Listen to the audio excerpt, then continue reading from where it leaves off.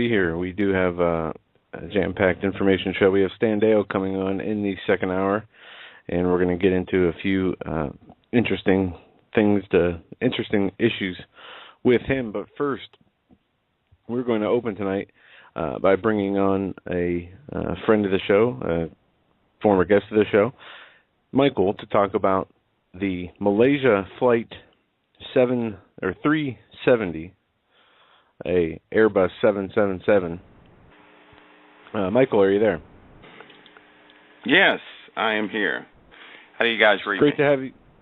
You can come in loud and clear. It's great to have you on the show. My father and I listened to Pastor Begley's show from yesterday and heard your appearance on his show, and it was very interesting. Yeah, quite disturbing in my opinion. Well, I got to tell you, Michael, for someone who doesn't want to be known, you certainly are making the rounds. Well, that's not bad. No tactical information, no harm, no foul. Remember, you guys get the first on that TAC information. Well, okay, and maybe we should tell our listeners this. Folks, I have had confidential informants or anonymous sources. They're anonymous to people. They're not anonymous to me. Okay, they're anonymous to people beyond me. So, having said that, Michael, I don't know who Michael is. I got to tell you, I don't know. And however, in his defense, he has offered to do what, Michael? Give me that offer again, so make me feel warm and fuzzy. Give me that offer again. We're gonna have a long interview. We're gonna throw everything on the table. I'm gonna give you guys a first interview. Cool. All right. There we go. Thank you, my friend. There you go, folks. Joe, take it away. All right. Well, until then, we have several issues to get into. First and foremost of which is the Malaysia airplane flight that has vanished in mid-flight, apparently. And Pastor Begley had a report about there being important engineers on this flight pertaining to RFID technology. Michael, if you can inform us and our listeners as to the authenticity of this information and how serious is this? Well, the individuals from Freescale Semiconductors they're very embedded in weapons system development regarding chip makers. Now, this company is also a pioneer of RF radio frequency technology, but with a twist. Most people think of RF technology as RFID and so forth. Now, these are self-powered devices, by the way, and they have placed or miniaturized these components down to a almost a nano scale with very good operational parameters. Having said that, of course, they make ICs and the RF units and so forth. The DA and AD, which is digital to analog, digital to the RF transmission devices and so forth, and then back to digital. They're also responsible for a large portion of the cell phone infrastructure in more than one country. Now, some of these individuals were on that flight. It would have been okay, a standard deal, if, in my opinion, if these employees were not on that aircraft. All right, Michael, I'm of the viewpoint. You've got a 777. This is not like a bat or a bird. You're talking about a huge piece of machinery, not to mention with redundant systems of technology was the top of the line for airplanes. Okay, yeah. So now, plus you've got 200 and some odd people aboard with families, and you've got now the world's attention because of the method of the way this aircraft just disappeared. The world's attention. Everyone's focused on this. Okay. So now I got a couple of questions. The motive, means, and opportunity. Basically, I'd like to hit on. and one would think, by the way, if they were just trying to eradicate 20 people aboard an aircraft, they would find this plane in pieces on the surface of the Pacific or South China Sea or somewhere. To say, well, man, unfortunately, something catastrophic happened. Of course, with the 777s, we know that there's a structural component failure that has been addressed. But so they could blame it on anything, kind of like TWA Flight 800. But now we've got all this mystery, all this attention. It seems to me this can't be good for whatever is going on, right? So just go ahead and give us your thoughts. Well, yeah, you know what? I was thinking the same way. The attention factor is my personal opinion. All the media coverage that it's gaining, of course, is likely being censored or handed to them as far as what they can get. And it would appear that they're being this time they're not in the know. Here's something curious. I don't know if you guys checked or not, but shortly after this plane's disappearance, we had two destroyers on station. Were you guys aware of that? Not to mention, planes just don't vanish from radar. In that part of the world, of course, Malaysia had radar and China had radar. There are no blank spots in the radar system there. So the plane would have been detected regardless if its transceivers had been turned off or not. And like you said, that is a total electrical aircraft. All the systems are electrical. Therefore, it has redundancy, lots of redundancy. Which means if even if the transceivers were turned off, someone, and they were obviously turned off, someone would have to have engineering knowledge of that aircraft. They would also have to have the codes to do so.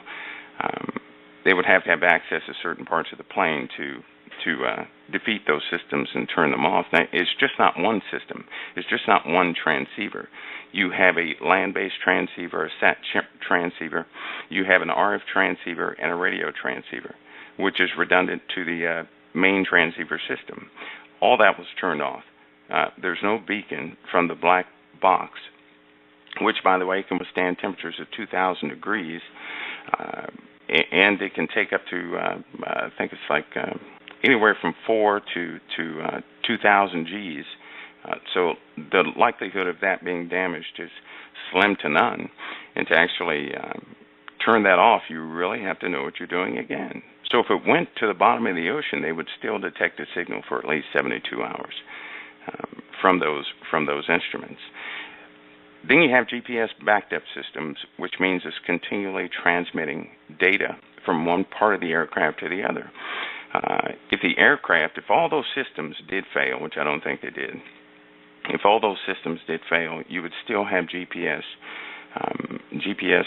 tracking ability of very specific parts of that aircraft, all of which, by the way, simply just stopped working, so they say. Yeah, let me ask you this.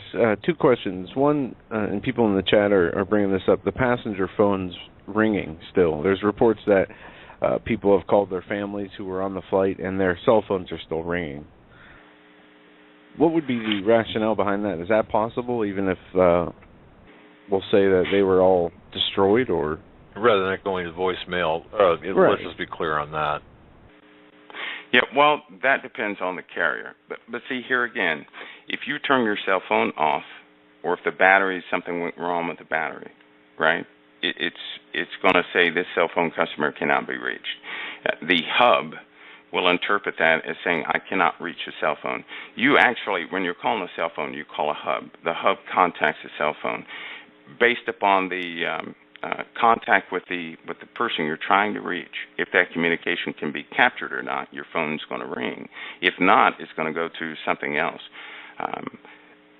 But if the phones are damaged, sunk in the ocean or something like that, they're just simply not going to ring. The battery's only good for so long, and most of them will short out in the water.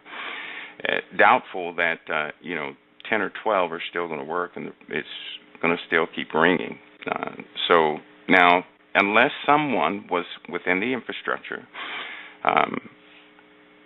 who arranged this thing. You know, one or two things could be happening. This could be something significant, which is why we had the destroyers on site, which is why so many assets are in the water right now. Or it could be insignificant, meaning that something common happened and they're maximizing on the attention, taking it away from Crimea, Ukraine, and Syria.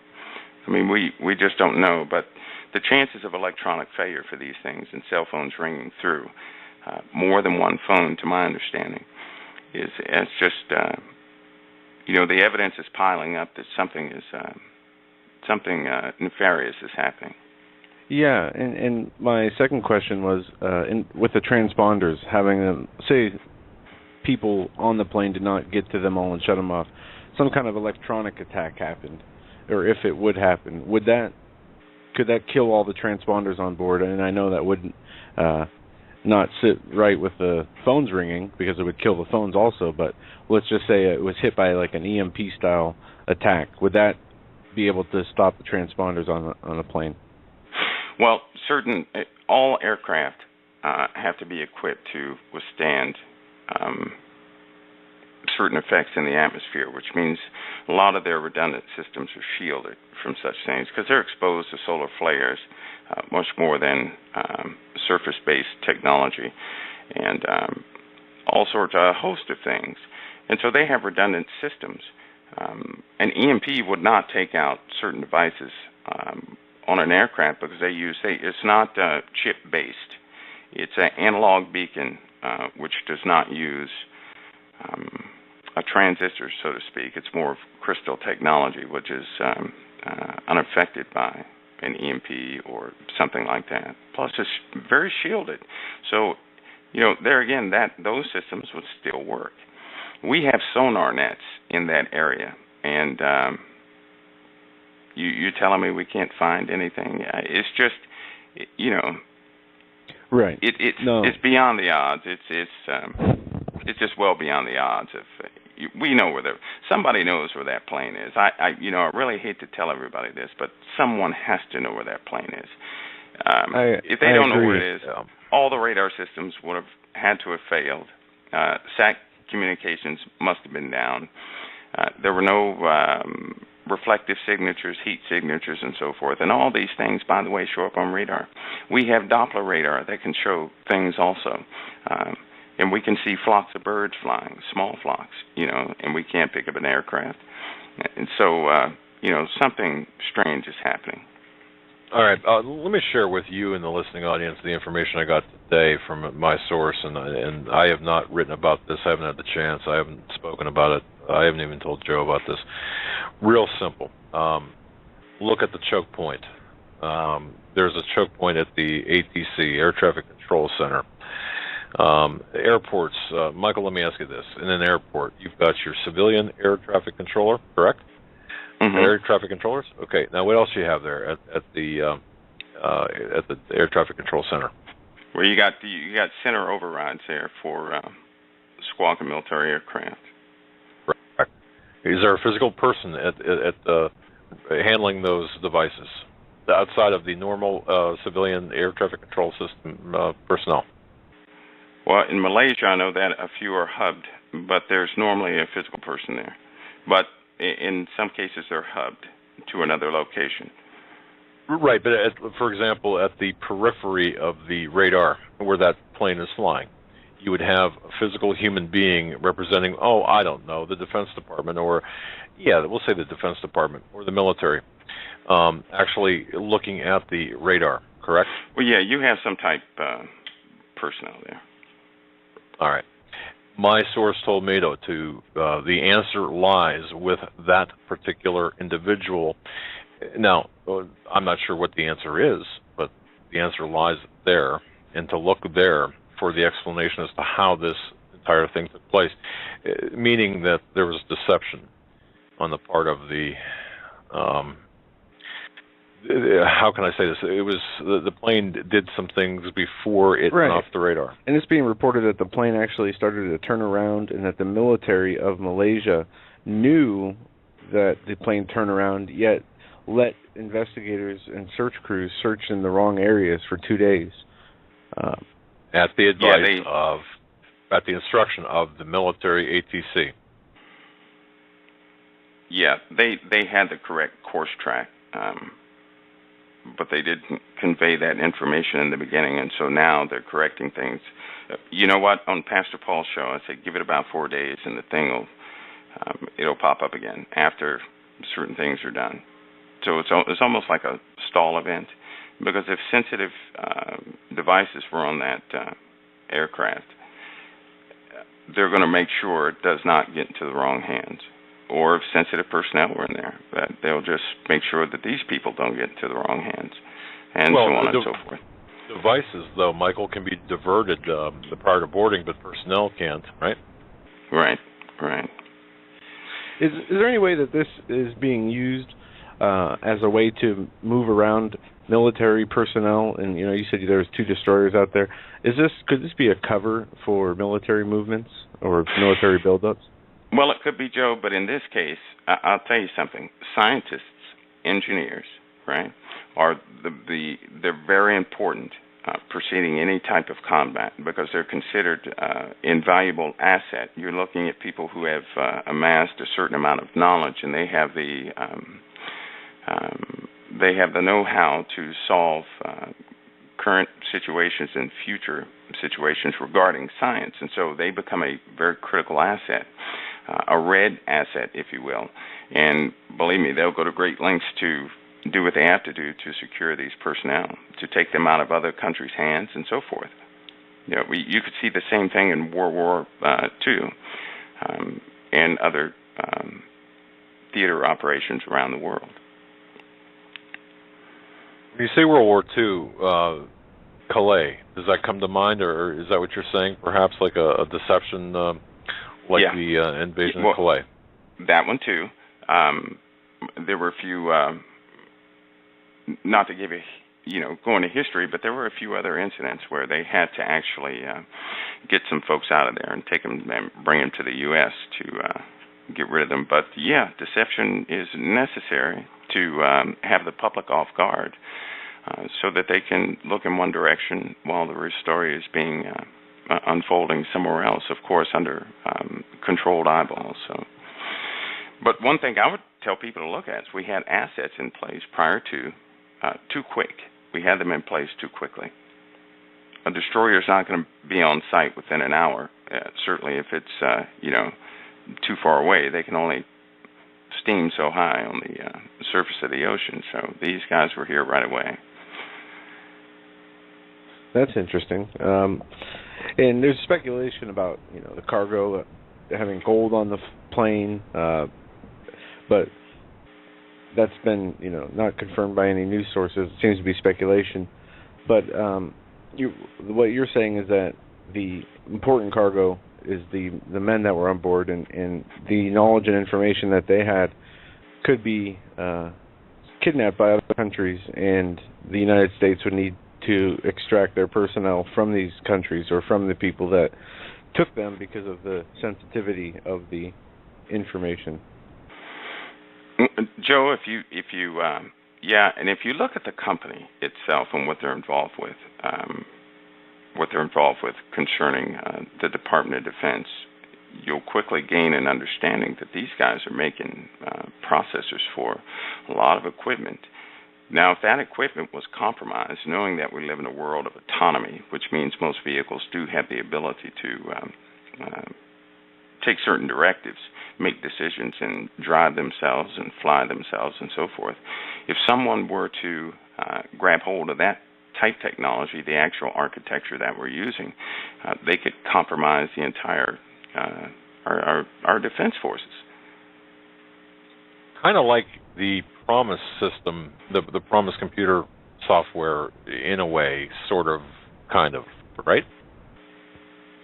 Similar. Now, one thing this company also, and it's not a joke, it's real technology, is that there are actual. This company plays with brain tissue on platters or semiconductor chips. silicone chips. They play with brain tissue. They have found a way to interface brain tissue very conveniently with microprocessors and microcontroller units. So you have somewhat of a AI-based chip with the software that will grow and learn and increase its own efficiency over time. So you're also seeing that type technology. Now, anybody who perfects that method or has a prototype of that method is a security risk to a lot of countries for obvious reasons. This company was also involved in that type of prototyping. All right. So what you're saying is the focus is on the individuals associated with this company, and you're looking at a group of or about 20 individuals. Now that's 10% of the aircraft personnel, or less than 10% of the people aboard this aircraft. You're looking at a huge aircraft.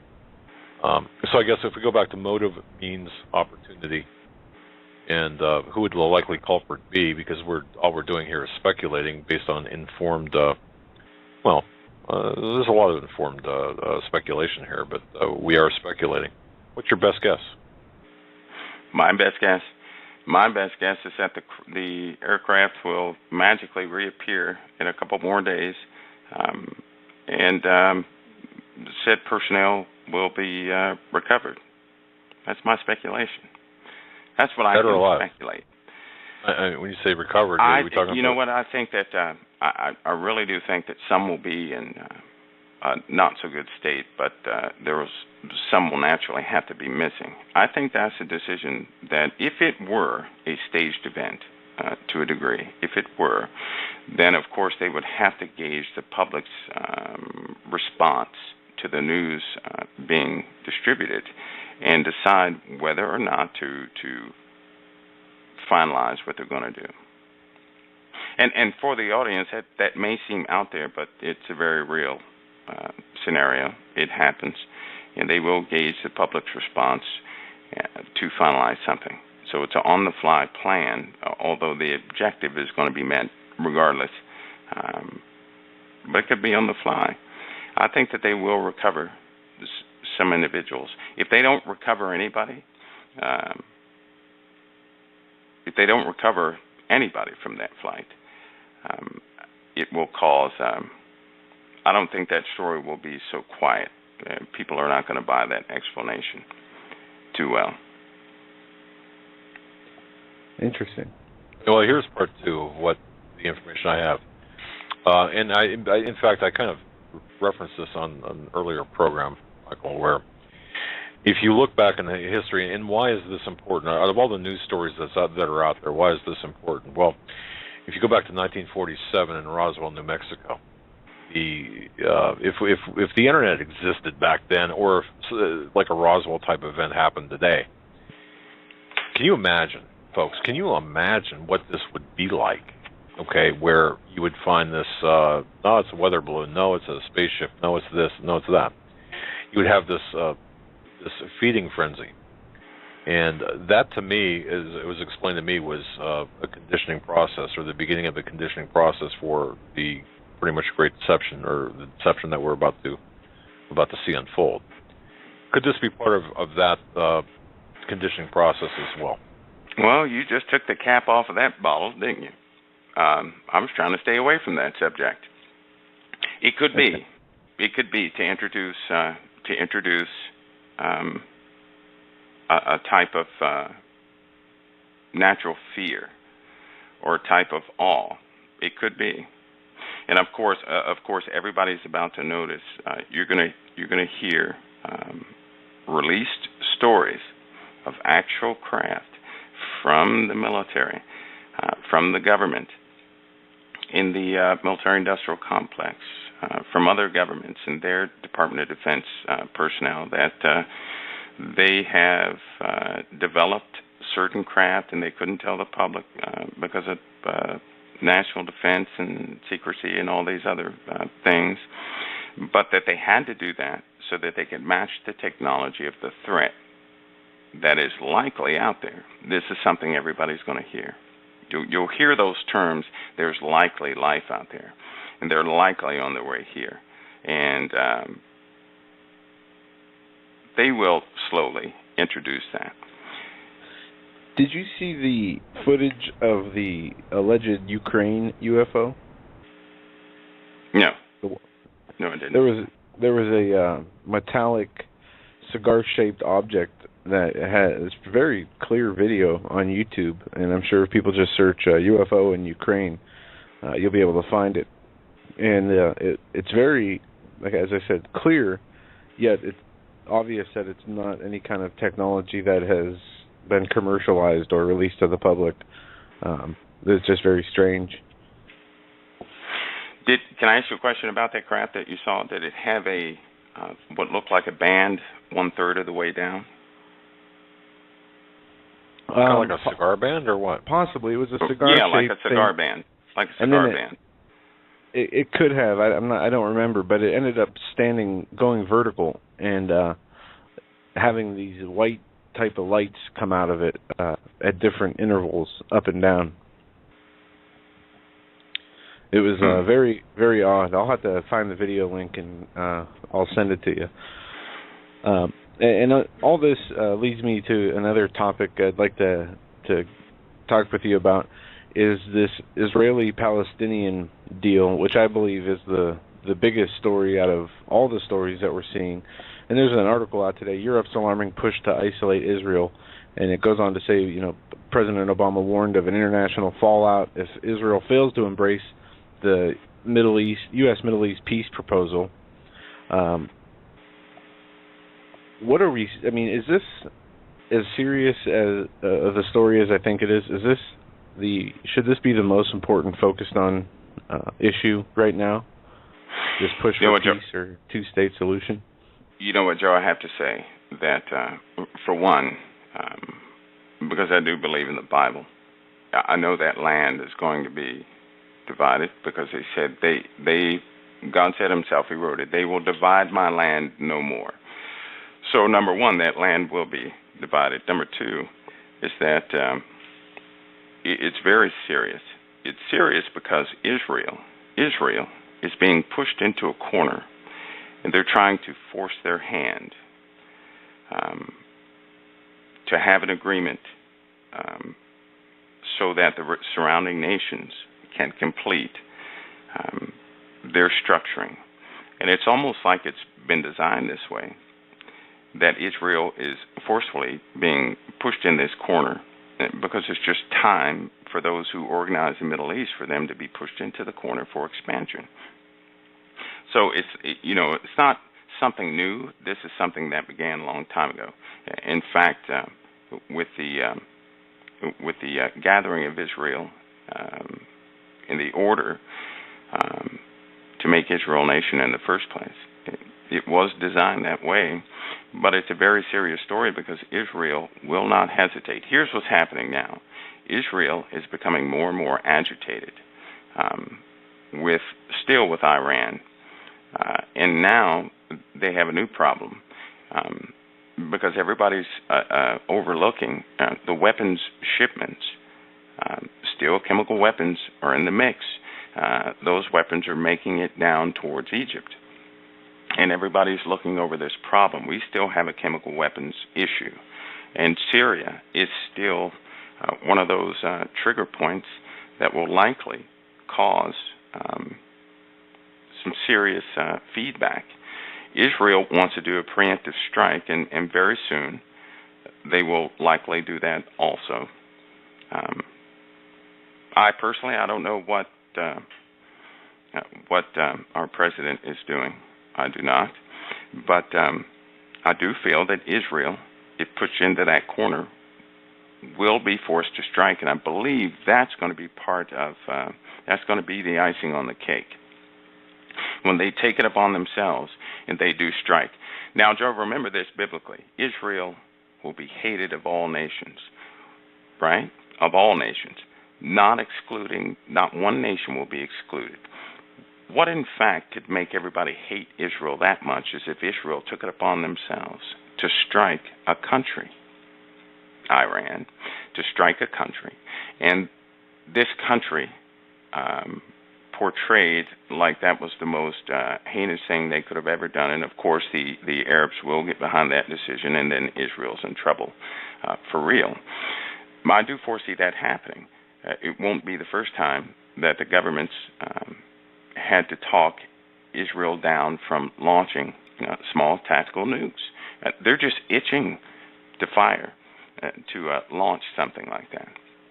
They really are. They've used them on a tiny scale, but they really do want Iran out of the way.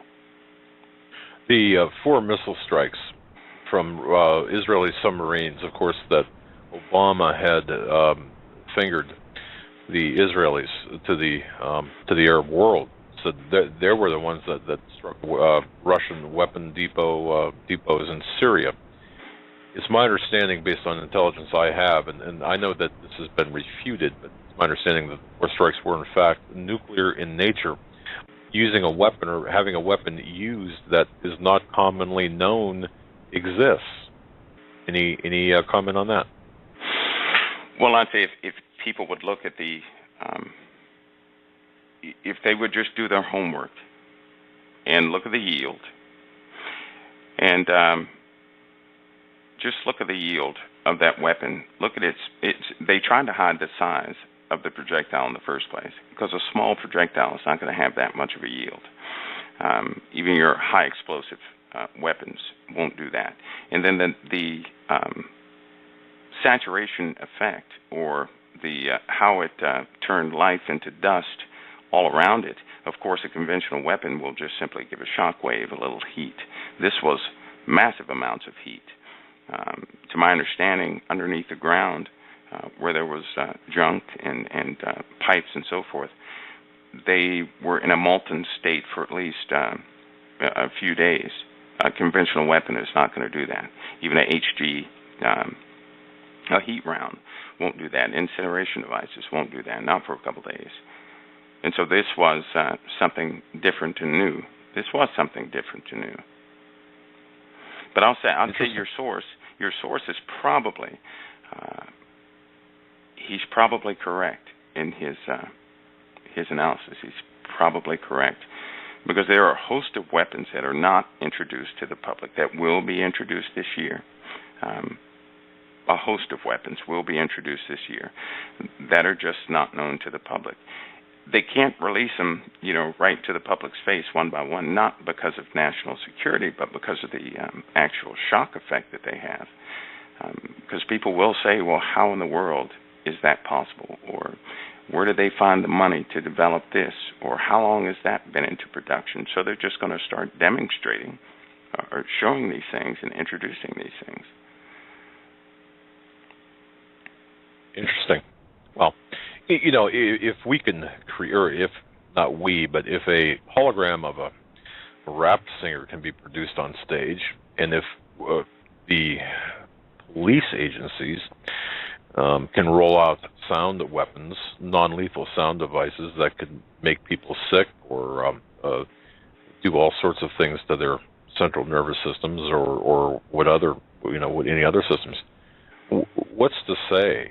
I mean, is it that far out there to consider that there are weapons in the lethal realm that we have not seen? Of course, I mean, to me, it's just a given that. I mean, look back in history with the stealth bomber. How long was that in play before the public knew about it? That's right. So, our ladies and gentlemen, are we talking crazy here? Of course not. So, I think it's time that we have to broaden our minds a little bit and say, to me, Michael, and I read this on the various web forums, these many people, if it doesn't fit within the conventional line of thought, it's nuts, it's conspiracy, it's bogus. Well, boy, are they going to be surprised when certain things happen, and it doesn't fit within their various venue, their theater of operation. They really will. And you know what, Doug? It's not good that people think conventional. We shouldn't take the world and wrap it into our intellect and say, okay, there it is. This is the way I'm going to understand it.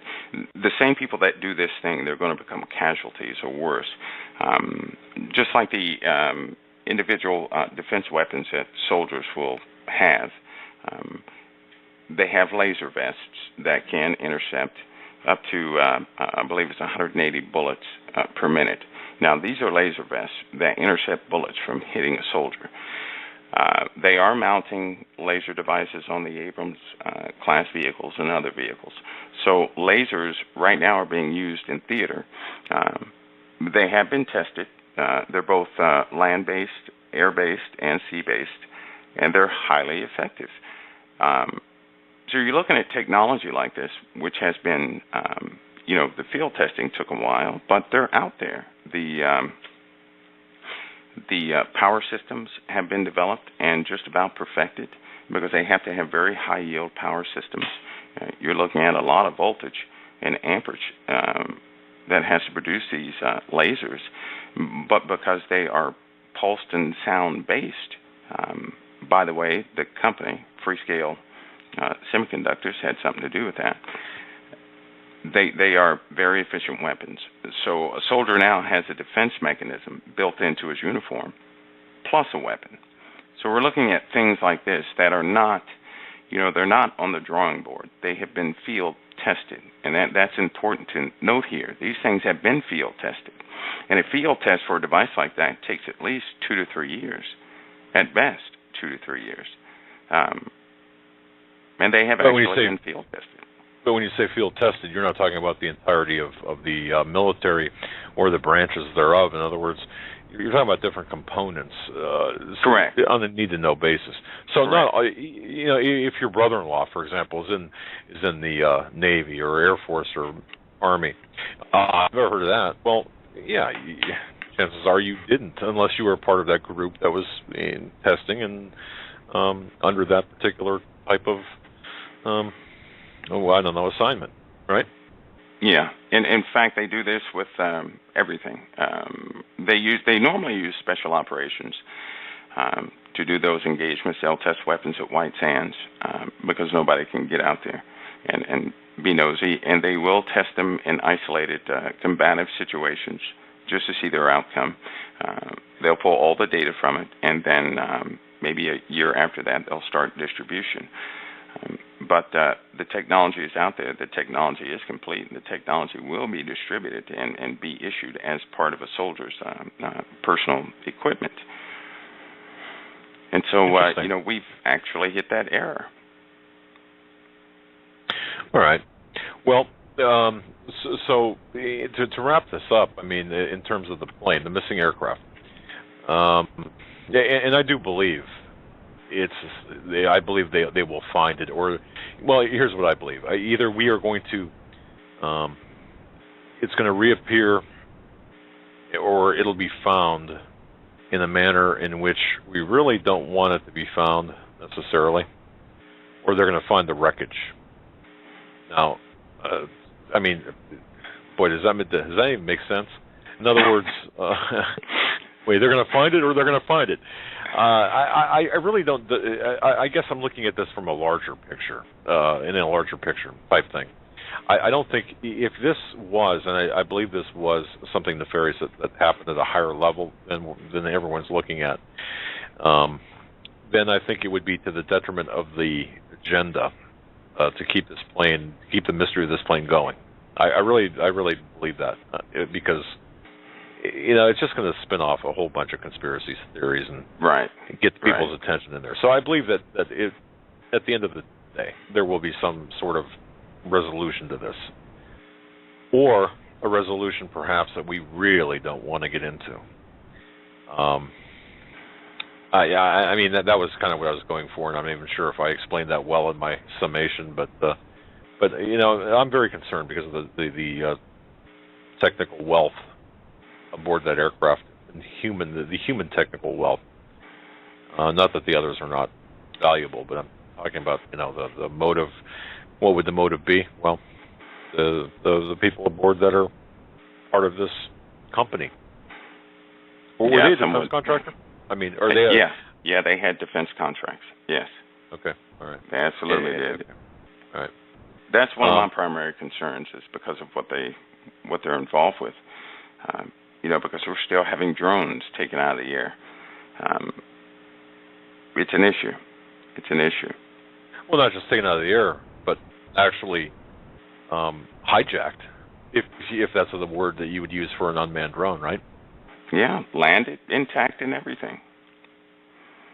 And folks, think about that. Yeah, think about a drone that's armed being hijacked out of. You've got a guy in Florida that's controlling a drone somewhere over the Arabian Peninsula or even Africa, North Africa, and all of a sudden that person loses control of that drone because it's hijacked by someone else. And the component that you're talking about is the very component at issue in the drones manufactured by the very people aboard that aircraft, right? You bet. There you go. You bet. All right, Michael, we got about 15 minutes left of this hour. Is there anything else that you want to hit on, you see as important going on right now that we need to discuss? Only one thing, Joe.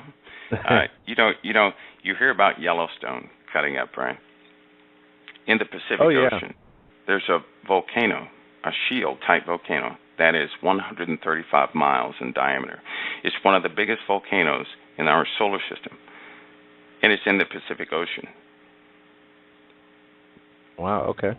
Well, wait a second, though, Michael. I've never heard that phrase. One of the biggest volcanoes in our universe, solar system. In our solar system, yes. That's actually a peer-reviewed article. There are a few peer-reviewed articles that corroborate that due to the observations that have been made over time, and it is one of the largest in our solar systems. In fact, it's one of three of the largest. One of three. And it's right here on Earth. Okay. All right. I wouldn't mention that except for the fact that the lava chamber is under a lot of pressure right now, and it's causing concern. Okay, where's this volcano? And that's in the Pacific Ocean. It's let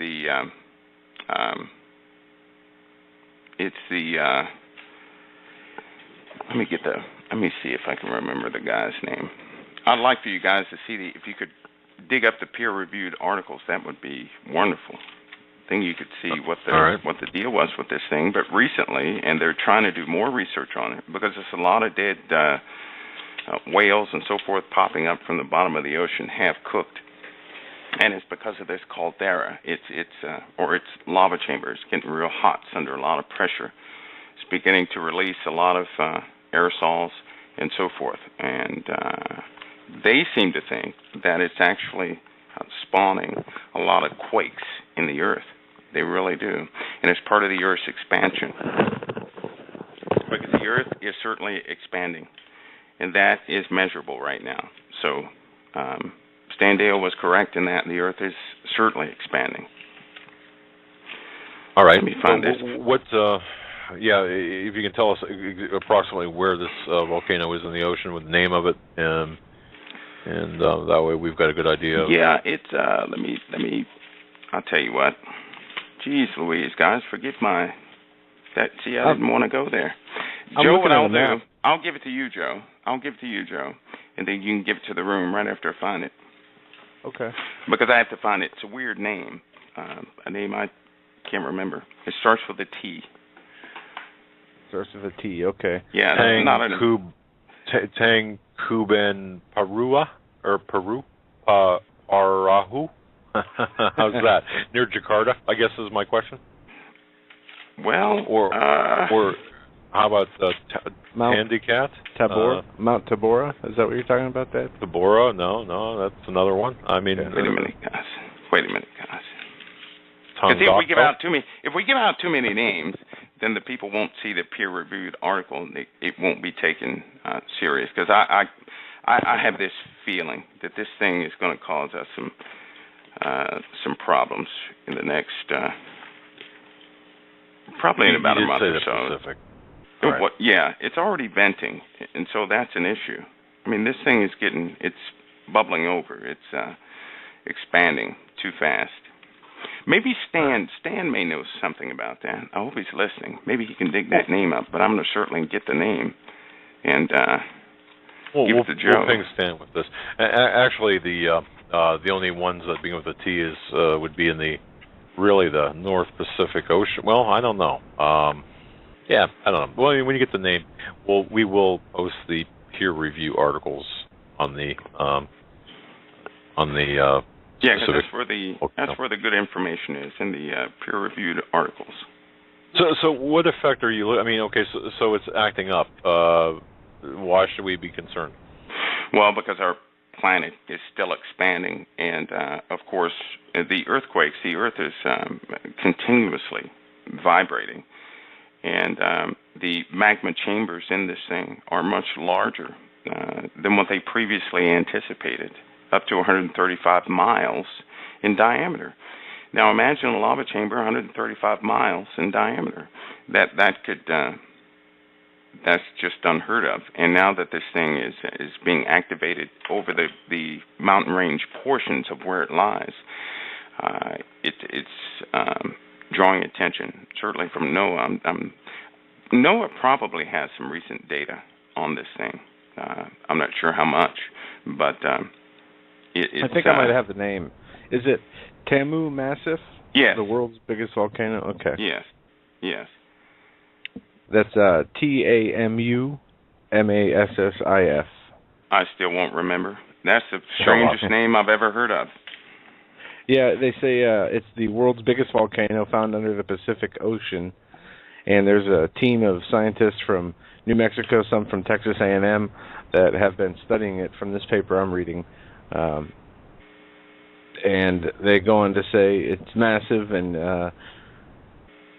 that it has, for about 20 years until now, they weren't sure whether it was active or not, but they've been collecting data samples and say that yes, it is. It's about 145 million years old, according to studies, and it's approximately 2,000 square miles. And the folks, the name on this, just to be clear, it's two names: T like Thomas, AMU, Tamu, massive. That's MASSIF. Not 2,000 square miles. I'm sorry. It says it rivals some of the largest volcanoes in the solar system, such as Olympus Mons on Mars. Olympus Mons, yes. Yeah. So this covers an area of 120,000 square miles. Yeah, 120,000. Yeah. It's pretty big. It's very interesting. Something to definitely keep your eyes on. Yeah, because a lava chamber is 135 miles in diameter, and that's large. That's very large. All right, very good. So we will ping Stan about this volcano as well, and we should keep our eyes open on that or about that. There's some activity there to be concerned about. What about Ukraine, Crimea? Thoughts on that? My thoughts on that? Well, you know what? I have to tell you that when Obama leaned over and said, I'll have more flexibility after my election, I think Putin, he didn't want to wait any longer. And he went ahead and did what he did. Wasn't it curious that their occupation began right after a discovery? Yeah, the discovery of the largest, oil energy region. What is it, just off the coast, I believe it is? Yeah, and isn't it also funny that I believe it was today or yesterday, Russia had their announcement that they were going to go ahead with plans for their pipeline, their gas pipeline. Well, but that was a given anyway, I believe, wasn't it? Yeah. Okay. So, yeah, we're looking at, I think we can agree here that Ukraine and Crimea, this is a banker's restructuring, and we're looking at the global economic trade zones being set up to include this.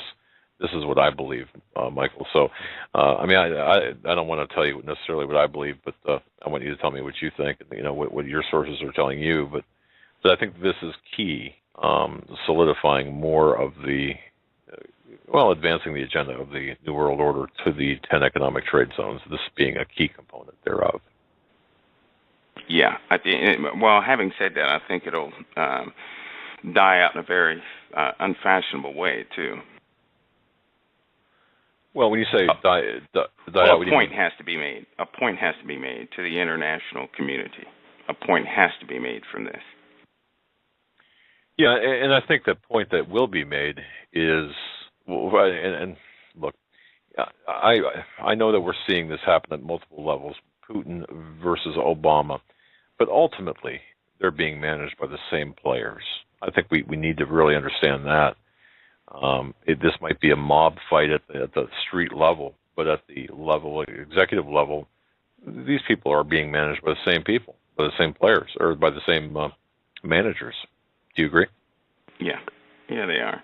It's not a big surprise, but it's just sometimes the loss of life can put a bad taste in your mouth. Certainly when you know the objective. Yeah, and I'll just say this: what we're seeing in Ukraine and Crimea, in my view, based on everything I've been told, is an extension of what's taking place in Syria. Our attempts to upset and oust Assad. You've got Israel, the United States, Great Britain, France, all on one side, in addition to some other countries going after Assad. This is an extension of that. The same Western intelligence agencies and banking agencies in Ukraine and Crimea doing the same things against Putin. And Putin, of course, after the Olympics, we said he's going to come out swinging, and didn't he come out swinging with respect to Ukraine and Crimea? So I think we're seeing this play out. And by the way, speaking of dead bodies, who's talking about the 200,000 people who have been murdered in Syria? Who's talking about the millions who have been displaced in Syria? And if you look at photographs, Michael, these aren't people. These aren't dregs. These aren't street people. These are middle-class people, business owners, homeowners. Think of that, for example. If you live on the Mexican coast and all of a sudden, Mexico comes over, and pretty soon, you've got refugees coming out of Texas or some border state down there. I mean, it's ridiculous what is taking place here. So you've got a massive body count that no one's talking about. You've got a massive number of refugees, a humanitarian crisis, and you've got the claims of chemical weapons at the hands of Assad. And then, of course, our State Department and our government is going after Assad and displacing and causing this death, misery, and destruction at the behest of the bankers. Yeah, it's. I tell you, things are unfolding. It's a multifaceted unfolding of many things, and it really takes one to. You guys are good for that, for collecting all this data and presenting it to your audience, so they can at least have an inkling of what's happening and what they can expect. And not to forget that it's right at both Israel's doorstep and ours too. That same type of decimation, of course, ours. What they're trying to do here is just it's unthinkable. It really is unthinkable. Right on, man. I totally agree with you. Well, very good. Any closing comments, remarks, thoughts that you'd like to leave us with as we near the top of the hour with Stan? The only one is that I'll be back. I'm going to hold you to that. I won't talk cryptically about certain issues because there are certain things declassified. I'm just not comfortable talking about certain things just yet. But when we do meet up, that'll be a different story. And I will tell your audience, just because Doug and Joe may know me, still for a little time, I'm going to have to keep my who knows me down to a specific few at that time. So even though you guys will see me and everything, some of your audience just won't be there yet because it's going to be it's a process. It's a process. That's a very interesting statement. It is a process indeed. A lot of people don't get that, and there is a process involved. And yeah, well, you come out to us, we will indeed keep that sacrosanct as investigative journalists would. So you feel free anytime. Hey, we appreciate your time tonight and all the important information that we got to discuss. Thank you, gentlemen. It's always a pleasure. All right, brother. Be safe. Take care. Take care. Okay. Folks, that was Michael, a caller, and as you heard me introduce him, look, we don't know his identity, and I told him, I've got the sources, the confidential sources. They tell me who they are. I keep that confidential. I report what they say. In this case, he opted not to do that, but he said, however, he would, give us the information down the road, and we're going to hold him to that, just so the groundwork is there, so you know what's going on. Okay. And always interesting information with that, and look forward to that when we do get a chance. When we come back, we're going to have with us Stan Deo. His website, standeo.com, for those of you who might be new. He is our guest every Tuesday at second hour, 9 p.m., and we're going to get into issues pertaining to the Earth changes, what's going on in space. He is a physicist. He's a real inventor, Indiana Jones. And yeah, as you say, the real Indiana Jones. Before we break off this, folks, I'm going to just share this with you real quick. It's kind of a humorous event, and it's 60 seconds here, 90 seconds. Very humorous event.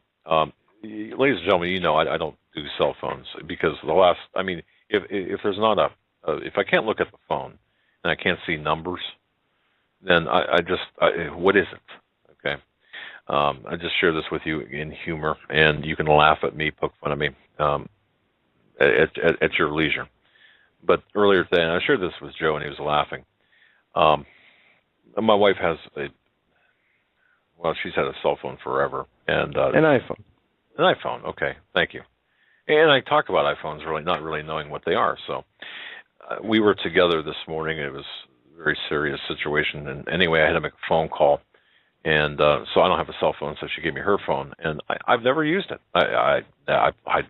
So anyway, she said, "Here, take it." So I went out of the building, and I'm dialing. It really what it is like I don't know. It's just it's like a, what would you call it, Joe? It's just a glass thing. It's just a screen. Screen, okay. And gentlemen that are older men, I'm talking to you, because if you've got your wife convinced that you're technologically capable, you better come out to your wife sooner rather than later, because it's going to bite you. Well, here's the deal. She handed me the phone. I was supposed to make this phone call. And I pressed the button, and the dial pad or the numbers appeared on this screen. Okay, you follow me so far? All right. Very important phone call I had to make. And so I'm dialing, I thought I was dialing a number. And all of a sudden, I'm seeing me in this screen, on the screen. And then the person that I was attempting to contact also is seeing me in the screen, answers the phone, and I don't even know what I did to make the call. So I'm saying, I'm seeing myself here. I shouldn't be seeing myself, and I'm also, and then I turn the phone sideways, and I'm seeing the ground through the phone. So I'm thinking, this can't be good, and I don't want this person to see me. So I pressed another button, and something happened where everything I started saying was actually being typed on this phone. So I'm trying to get it to stop. So I'm saying, stop, stop. And instead of stopping, it's typing the word stop. And the person on the other end of the phone, who can see me apparently, is laughing. So I thought, okay, I got to do something here. And I'm thinking, I can't shoot the phone, although I'd like to. That would cause too much of a problem. I can't. What do I do? So I pressed another button, or two or three. I'm not exactly sure in what sequence. And suddenly I'm talking to someone in Wisconsin. So now I've got two calls going. I've got some messages, text messages. Everything I say is turning into words. So I pressed another button. I hear this sound like a whooshing sound. I'm not sure. I might have launched a missile. Okay, it's very possible I launched a missile somewhere. So if you're listening to this and you were struck by a missile today, it was perhaps my fault. I'm sorry. So the people on the other end of the phone are laughing because they know how technologically disabled I am when it comes to these phones. And so I'm trying to make everything stop, but I'm making it worse. What do? You put it in your pocket So I'm trying to. I thought, okay, I'll take the battery out of the phone. Folks, have you tried to take a battery out of my iPhone? Do you even know where I can't find the battery. I can't turn the thing off. And the other people on the other end are laughing their heads off. So finally, the only thing I knew what to do was I walked to my car and I put the phone in the trunk because I was done. I'm done. So I went to my wife and she said, "Where's my phone?" I said, "It's in your trunk." Well, why is it in the trunk? I said, "Because what is that thing? I mean, I think I might have nuked the city. I'm not sure. What are you NASA? I mean, you." So, gentlemen. That's funny. I am so frustrated. It's FaceTime is what the thing on the stupid iPhone's called, and I can't stand it. I couldn't turn the thing off. I couldn't make it stop. I couldn't. I was yelling at it. I was, Don't ever accidentally call somebody on FaceTime, because we all learned this the hard way. You're projecting your video of yourself. Well, and the other thing too is I'm outside this public building and people are walking by and I'm kind of yelling at the phone to stop and they could see my frustration and I hit the music. Oh. Created and uploaded to YouTube by the Hagman and Hagman channel. To view the full show archives, please visit youtube.com/user/Hagman and Hagman. Hour number 2 of the Hagman and Hagman Report this March 11th. It's a Tuesday, and with that, our second hour every Tuesday brings Mr. Stan Deo from standeo.com. He is, as my dad says, the real Indiana Jones. He is the author, and him and his wife Holly have a bunch of great books on end times information, on preparation, and everything you need to know in these perilous times. With that, welcome, Stan. It's great to have you back. Good to be here. Had a wee bit of an interesting weekend, and I suppose you can hear the bronchitis still. But I'm back on board here, and so is Holly, and a lot of news to talk about tonight. Yeah, you sound a little stuffed out. Well, I sound pretty good compared to what it was earlier, let me tell you. Whew. Well, what did you guys get into this weekend? And it started last Thursday. I went down to emergency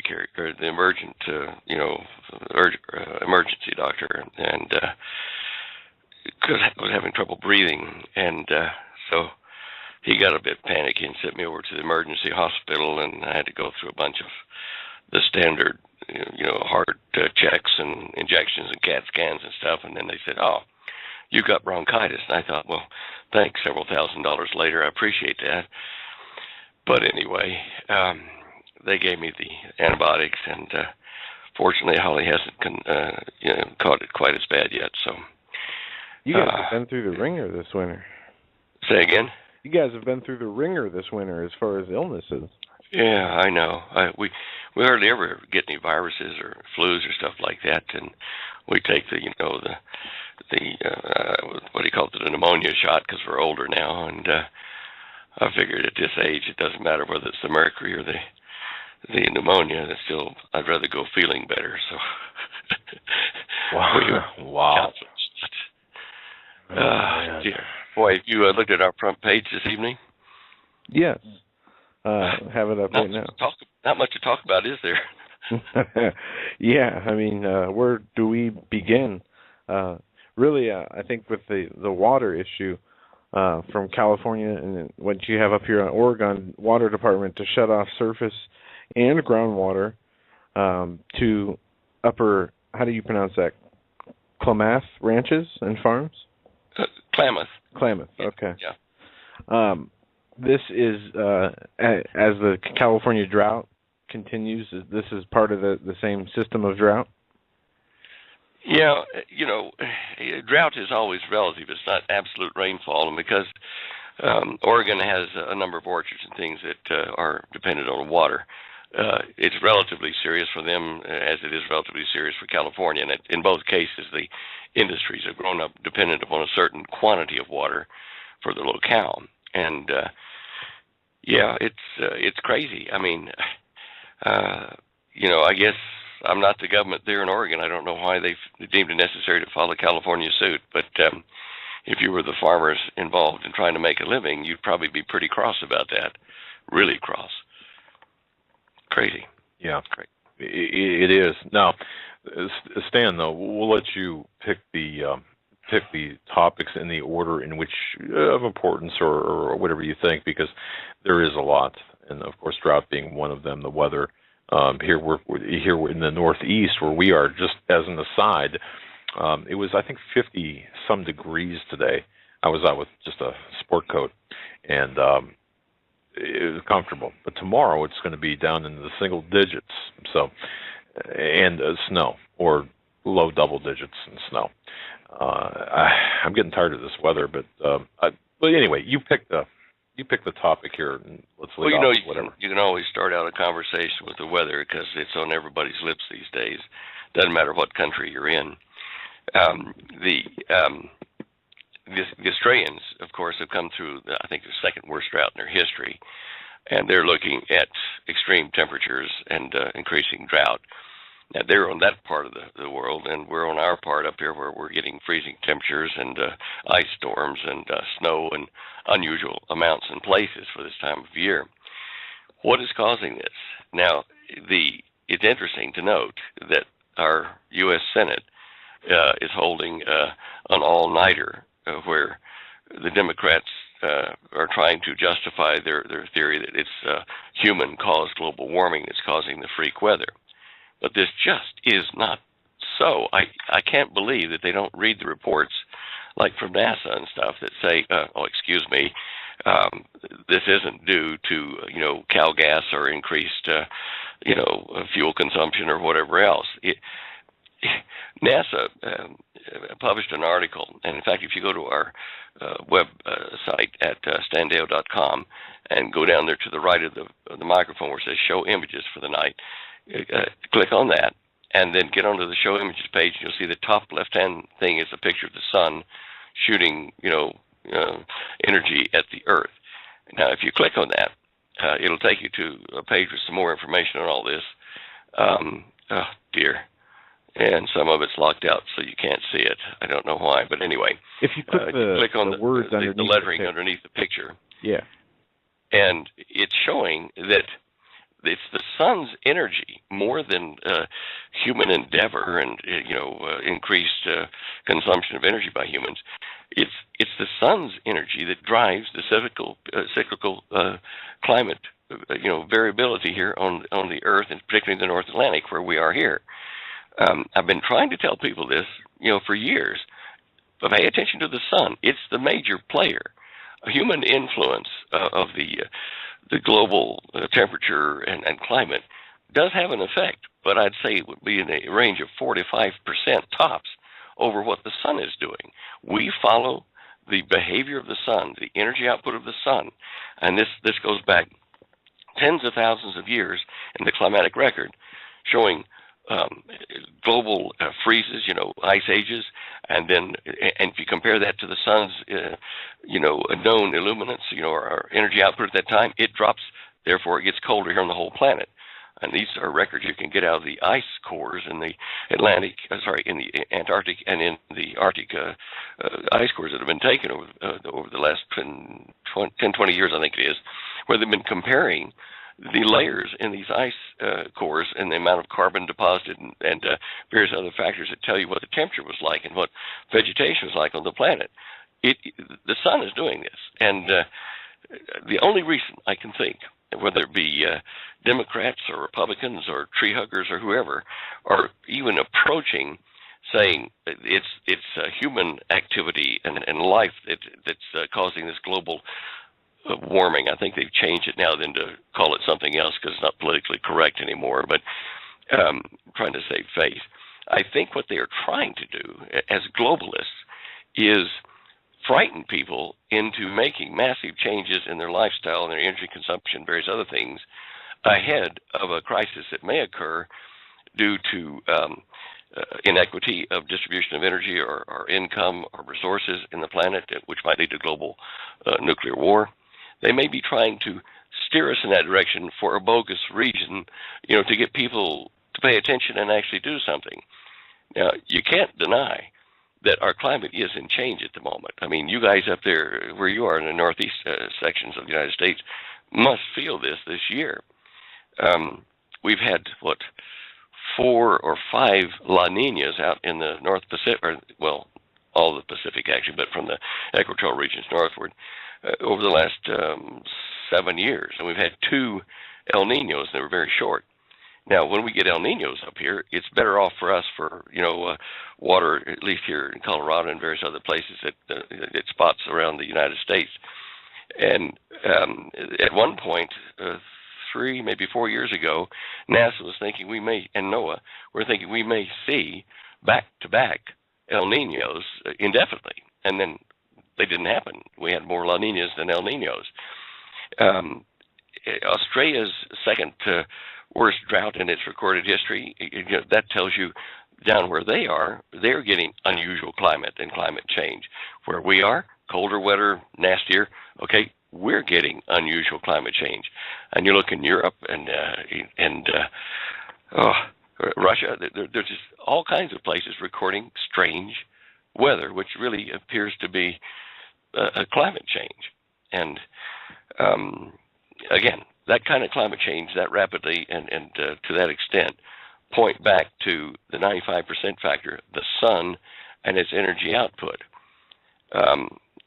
Linked to that, there have been concerns about regional nuclear warfare on the planet. I think Forbes or somebody may have published an article here recently. It's on our website. Regional nuclear war could still wreak global climate havoc.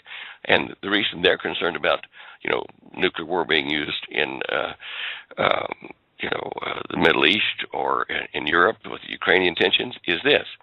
If you have, say, 50 or 60 15-kiloton nuclear bombs go off, between India and Pakistan, or between the Ukrainians and the Russians, or between America and Russia, however we get drawn into it, I don't know. But if you only have about 50 of these things go off, they can blow holes in the ionosphere, in the ozone layer, and they can cause an increase in ultraviolet radiation underneath those holes.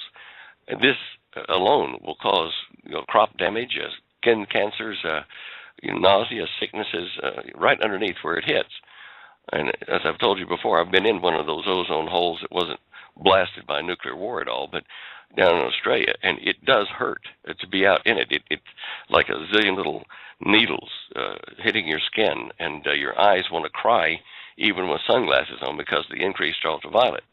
So this is, again, connected to weather and to the sun and to our shield, the ozone layer.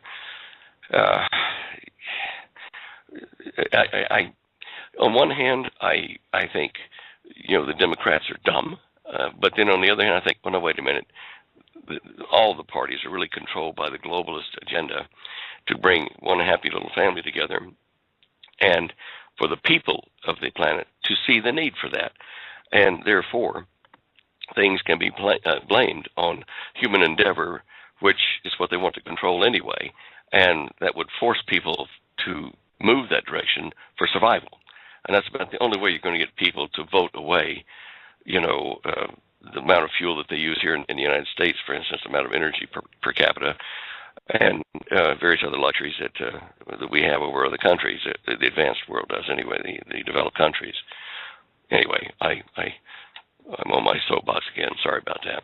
And you know what, Stan? It kind of reminds me, if I don't even know if we can make the comparison. And by the way, Stan, we just since you came on here, we've had so many. I've had a lot of people emailing me questions for you. But before we get into the questions, let me ask you this: back in '79, I think it was, under the Carter administration, we had 3 Mile Island, and it conveniently or coincidentally, either one, happened. This event happened 3 months after the release of the movie The China Syndrome, and of course, from that, it seemed like the American populace was being conditioned to believe nuclear power, for example, was dangerous to our way of life. Now you compare that. So what happened, though? More coal power plants went into operation. I believe that to be the case. It just seems like everything is out of kilter. Any thoughts on that, or is that comparable to where we're at today, but just different venues, different topics, different? They're hitting us on a number of different topics. There are major crisis curves, which we've seen,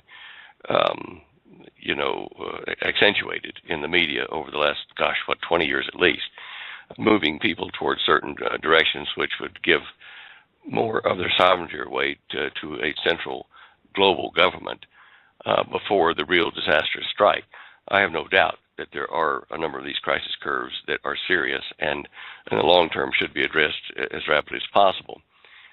That's why I'm kind of torn between saying the globalists are nasty guys versus saying, well, if the good Lord were here, he would address these issues because they are near and present dangers to the population, like breeding too many people for the food resources we have under the current climate, or like proliferation of nuclear arms and the threat of nuclear war. These things do need to be addressed and do need to be solved on a global basis with a righteous, fair king, of the planet, which Jesus Christ is, in my opinion, or he will be when he takes over again.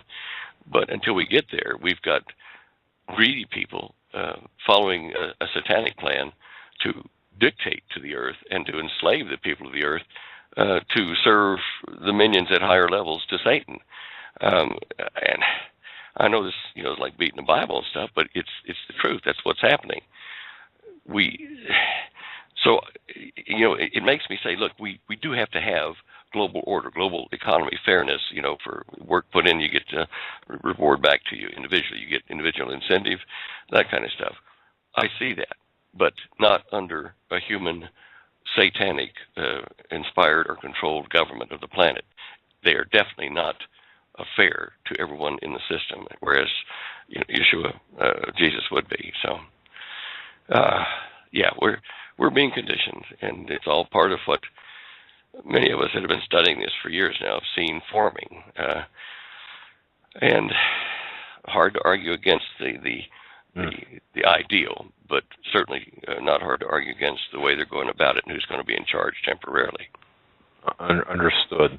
We see these little battles of freedom and liberty breaking out and being challenged by the government here. And one of the big areas of focus has been on Connecticut and the gun owner situation in Connecticut, the laws that they put in place making regular gun owners felons overnight. I'm not sure if you saw the police officer from Connecticut say he would kick down doors and confiscate guns of the citizens who didn't register. Joseph Peterson is a police officer. Okay, yeah. And since then, they've actually launched an investigation against him. What is your take on this, Stan? Do you see the state of Connecticut and the government aggressively pursuing those that did not register their weapons to the point of confiscation? Well, it would be a very expensive exercise, and certainly if they did try it on a small scale, a small section of the community, it would raise such a stink that might be what the globalists are wanting, is confrontation between the police force and the people that they happen to hit when they try to confiscate their weapons, and to make an incident out of it, which is just another spark to kindle that civil disobedience fire that we expect to hit us shortly. The thing that I asked immediately was, well, how are they going to know who's got 15-round magazines or more, unless the gun dealers or gun shows everybody's been truthful and reported who they sold it to? They're not going to know, so they're going to pick those that they have got documentation on from some licensed dealer or something, and they'll make those test cases to scare everybody else to death. You could have sold it or thrown it away in the trash, your magazines, but they will use this excuse, I'm sure, to hit on a few to make examples of them.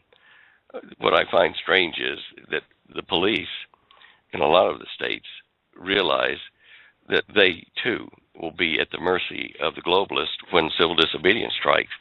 They're going to take out our police forces, or at least neutralize them, lock them up or something, because they'll know that if you're a policeman in a certain town or suburb, that you have friends and relatives around the traps, and that you won't be totally on board about hitting your friends or relatives, to turn over weapons or whatever. So to get rid of that possibility, that's when they'll bring the UN troops in to overthrow the legal right of the local police or sheriff's departments to, administer the law in the communities. I mean, I've talked about it here with our local law enforcement people, and it's and in other states as well. And this is a real and present danger to the police forces themselves, is that they too will become as one of us when the great martial law thing takes place. And they'll have a zero target right on them from the start. I'm sorry about that, but that's why we're preparing a lot of the police forces with this information, is to say, look, you better make plans for taking care of yourself and your family when it happens, because they're going to come after you too. Yeah, I don't see this having a very good ending. I really don't, Stan. This can be managed so many different ways, and none for, well, a lot for the bad. It's something that I think that Connecticut could very well be, or even New York, or pick a state, or even a community could be a test case for gun confiscation. And I think that once that ball gets rolling, it's going to have very definitive sides to it. You're going to have the people who are absolutely not going to capitulate, and I'm for that. I mean, I am very, very much for the Constitution, pro-Constitution, pro-Second Amendment. These are bad laws in my view, and the excuse, by the way, given in the case of the Connecticut police officer was, well, it's a law, and I'm sworn to uphold the law, but he's also sworn, or she or they are also sworn to uphold the Constitution. And if it's a bad law and antithetical to the Constitution takes precedence. It's my understanding, based on although I'm not a lawyer. But yeah, I mean, the bottom line here, Stan, is I do believe that we are going to see something, some sort of tripwire, some sort of spark, and from that, it's just going to be every man for themselves, almost, that mentality. I know, and look at the magazine issue is, now that it's passed legally, it gives them a right to search and seizure and a right of discovery then once they get inside your premises. So it's just, walk right in and see what you can find. It just, again, violating our constitutional rights. Right. I mean, that's a camel under the camel's nose under the tent. Once you and I've been on with the both Pennsylvania and New York State Police where they serve search warrants, and I know for a fact that what's printed on a search warrant, well, that's nice, but anything within their eyesight, if they're looking for a I don't know, counterfeit CD or something, for example. And they're looking under couch cushions, and they find maybe something that looks like a marijuana seed. Suddenly now you're into a fishing expedition for drugs, and this is how it works. I know. It's crazy. Okay. It's going to be the spark. I hope the good Lord comes for His bride soon. I hear you. I've got a number of questions here. One here from West. West writes this: my family is about to visit Southern California to visit family in the next few weeks. I've got 2 children, and they're concerned about radiation. Now, he said, I've thought about iodine tablets. However, those with food allergies, shellfish should not take. Apparently, one of his children have food allergies. And I'd be worried about giving to the other child who's a baby. Do you have any suggestions, Stan? Should we stay out of the ocean, limit the time spent outside, or bail on the trip completely? At this point, as I'm kicking myself for go on the trip. Well, I don't have enough information that I can trust about the radiation levels in the food in various parts of California or the West Coast in toto. But I would be cautious, and for the baby, perhaps you might take a lot of baby food that wasn't manufactured and packaged on the West Coast and take it with you on the holiday to minimize the exposure if you're concerned about that for the child.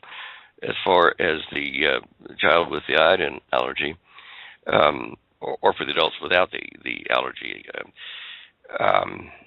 If you're just there for a couple of weeks, I would try to eat at reputable restaurants, and not the greasy spoon restaurants and stuff that might slip bad food in, and perhaps order food that is not likely to have been grown or packaged there. Stay away from some of the fish or things like that, and go for beef from inland if you can do that, or vegetable type dishes like jalapeno peppers and nachos and stuff, which is cheese and things. I guess it's hard for me to advise you accurately because I just don't know what the extent of the damage radiation is there. I am pretty sure that the flotsam along the coastlines at various places will have higher concentrations than background radiation in the debris that's eventually landed there from Fukushima.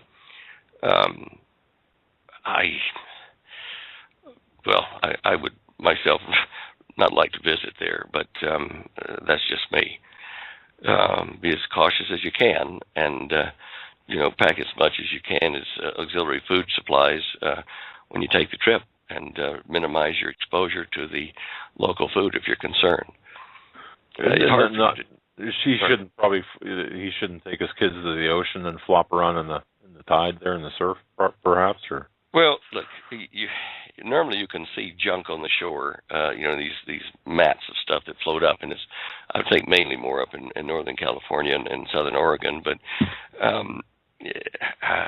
it's hard without sophisticated equipment to actually get a good radiation reading on things with water. Like we talked about this before. You could take these handheld radiation meters, but I've talked to the manufacturers, and it's hard to just take that radiation meter over, say, a steak in plastic wrap at the local food store and run your radiation meter and get an accurate reading because of the water content. It screws up the way the meters work.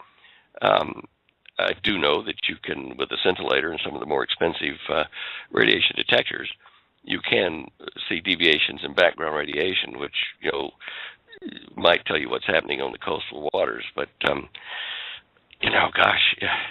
for a short exposure period like you're talking about, I think it'd be okay as long as they, didn't eat too much or drink too much of the seawater and stuff like that. But it is a problem, and it's not an easily detectable and solvable problem on a private person's budget. Hard question, guys. Understandable. Switching gears here, Stan, you have an article up on your website, China to Purchase the Federal Reserve by J.C. Collins. Yes. Isn't that astounding? Yeah. They've already bought the building that what do we call it? I think it was Goldman Sachs, was it? I forget. They bought a building, J.P. Morgan building. That's what it was in Manhattan. And the Chinese paid like $725 million for that. Okay, so how long is it before they own J.P. Morgan banking facility and other banks? And what I'm really seeing is strange about all this is we've known that the Chinese were hanging out there in the wings, waiting for the American dollar to default, and then saying, well, we want to collect assets that you've backed your loans from us with, and that would be like, banking consortiums, and it would be like the mortgage, Fannie and Fannie Mae and Freddie Mac. But that would probably cause too much, strife. So what they're looking at doing at the Federal Reserve, and with China looking at, controlling the Federal Reserve, is they're looking at having a value of the U.S. dollar within the United States different to the federal dollar traded outside the United States. And for the life of me, I don't know how that's going to work without absolute chaos, but it means that you couldn't buy much overseas with the U.S. dollar using a U.S. dollar purchase overseas, but yet you could buy okay inside the country once it gets here, with U.S. dollars being exchanged within the United States. How you would police that, I have no idea, but it tells us that China is angling to totally control the U.S. economy and, tell us what we can and can't buy with our dollar internally. much less overseas with the oil prices and things like that, going to probably be to either an international U.S. dollar or to the yuan or to a new unit of money that will be in the international or global economy fairly shortly, some kind of a digital reserve. I don't know why people can't see this happening. It's just amazing. Hold on one second here. Sure, and it's frightening to think that China, of all places, Hey, if that's from me, Stan, I'm not here. No, sorry, it's one of our suppliers or some stuff. He can wait. Sorry, what were you saying there? I got distracted. I said it's frightening how it's China is the country that we're selling all this to infrastructure to, and in this article it goes on to say what you talked about, how the Treasury would control the country dollar and the international reserve dollar would be controlled by China and or the IMF. I could not see how that would work. Not at all. The devil is pretty predictable. He divides and conquers. He creates chaos. He's the exact opposite of order and fairness. And when they pull this kind of a stunt, dividing the dollar up to different values, it opens up all kinds of breaches of this new law or new trading terms, which means that people will cry out for, let's have a fair global dollar of some sort, and everybody trades in that dollar, and therefore nobody can get cheated or go to jail or whatever. Get rid of illegal drugs. By the way, have you seen the articles she's got up on the heroin increase here in the United States? Yes. Yes.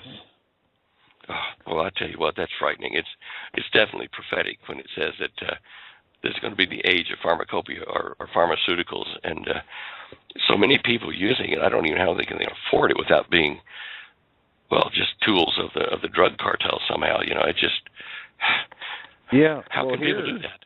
Here, I know several people who have died from overdoses of heroin. And it is, I know several other people who have friends that I don't know who have died from the same thing, and it is an epidemic here. And we don't live in that big of a town. It's 100,000 people, but we have big cities around us. And what the popular thing is now, or especially in Detroit, where the city's so broken, you have massive amounts of drugs being brought in from Detroit to the markets around the city, such as Cleveland and Erie and Buffalo and Pittsburgh.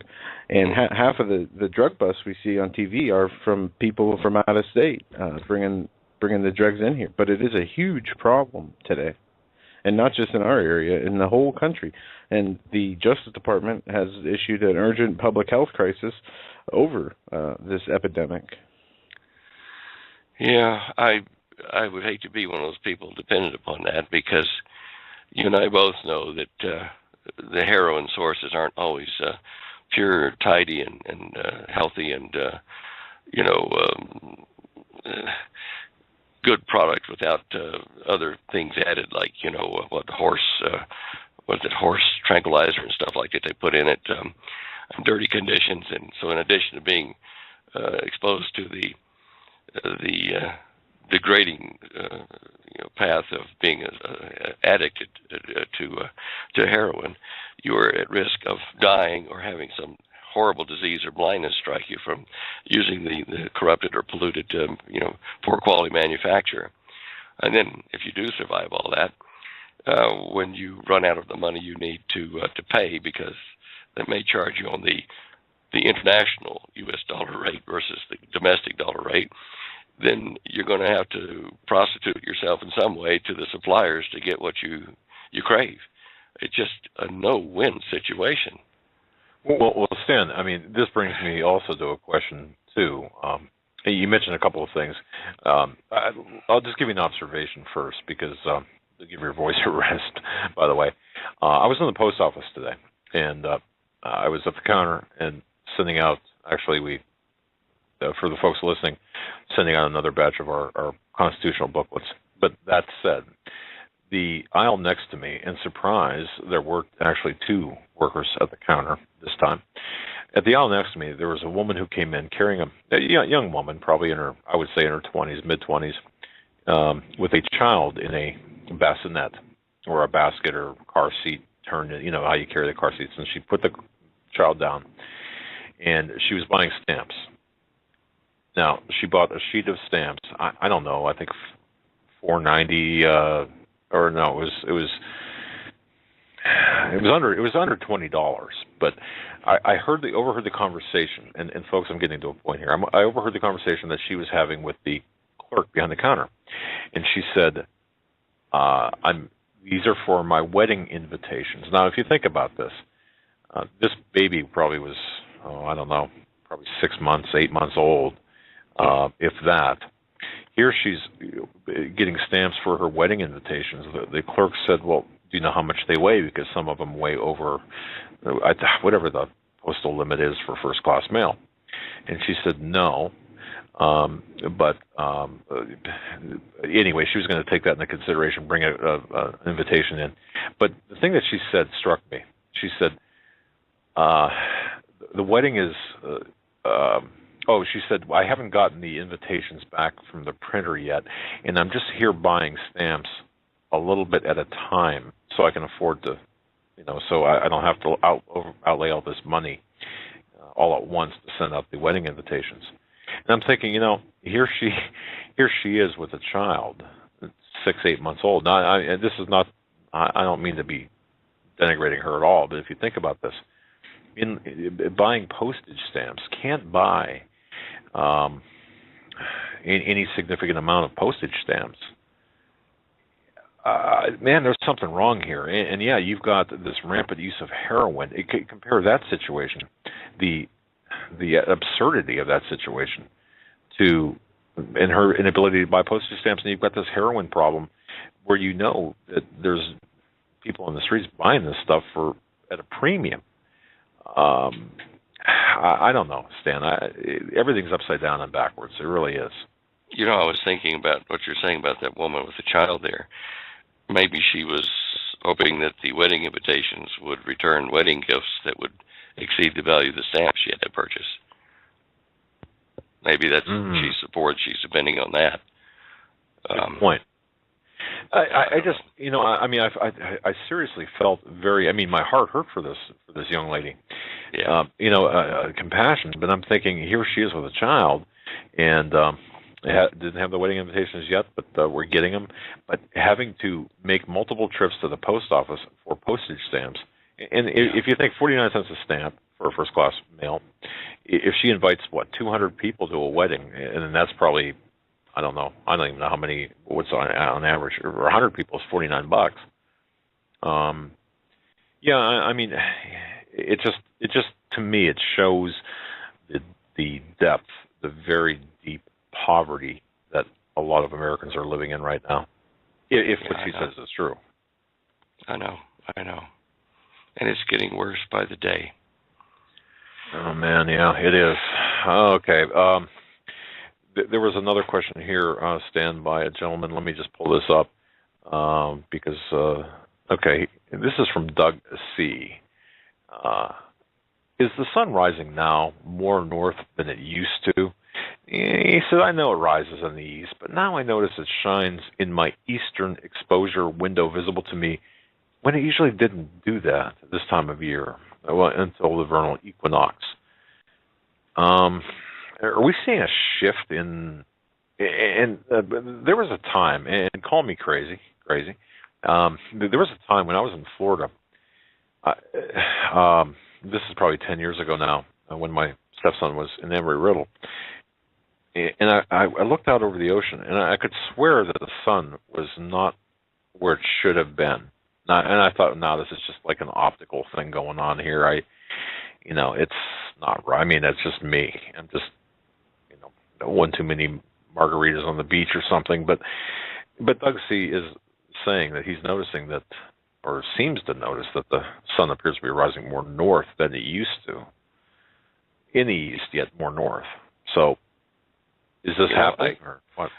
I haven't detected that. The way I usually try to check these things is on the day that we get the report, if it's a current report saying it happened this morning, it didn't rise in the right place, is to immediately go to Stellarium, which I know Joe uses too, to calculate the position of the sun where it should be, at that point on that day, and look and see if it is where it belongs.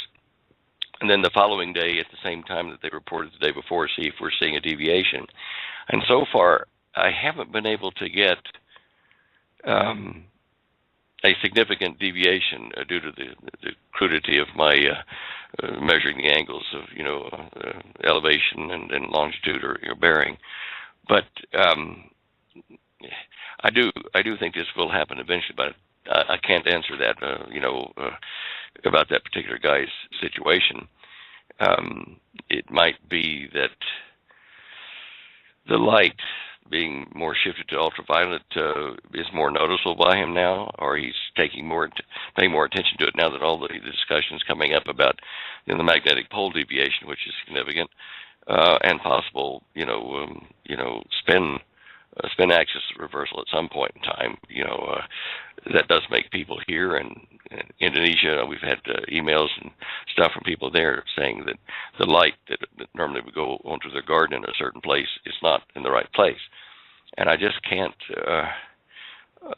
find hard data on that yet that I can say positively yes, this is happening. It may be that there's a slight wobble, and on maybe a 1 or 2 day excursion that the Earth does deviate just a little bit in its spin axis, and that causes the report. And by the time we get the data, we go look at it, well, it looks okay because it just did a little transient wobble and back to normal. If that's the case, then we're getting very close to a significant wobble that endures for a lot longer. Kind of like a spinning top on a table as it starts slowing down or gets to that end point. Is that what you're saying? Kind of like? Yeah. You know how it kind of goes to wobble and back up, and then wobble and back up, and then finally it falls over. Interesting. Okay, I get that. Well, you see my hands moving up and down as I said that. Some questions here, Stan, on earthquakes on the West Coast. We had several 6.8 or 3 6.8s. It looks like off California coast yesterday, and today it looks like we have just now recently a 5.1 off the coast of Oregon. Also, a few shallow in northeast Ohio. Start with the quakes on the West Coast. Some people are saying that even this is a build-up to a bigger quake in an imminent future. It can also be a lucky break in that it's relieving tension on a bigger quake by having a relatively smaller quake instead of like a Richter 9 or something, which would be 100 times stronger than Richter 7. If you have a Richter 7 that relieves part of the pressure, that would be great. Now, I'm not saying that's what's happened up there near Eureka, because that's near the Mendocino fault line, which comes in just underneath the Juan de Fuca plate. And that's not a good place to have earthquakes of any kind or any significance anyway.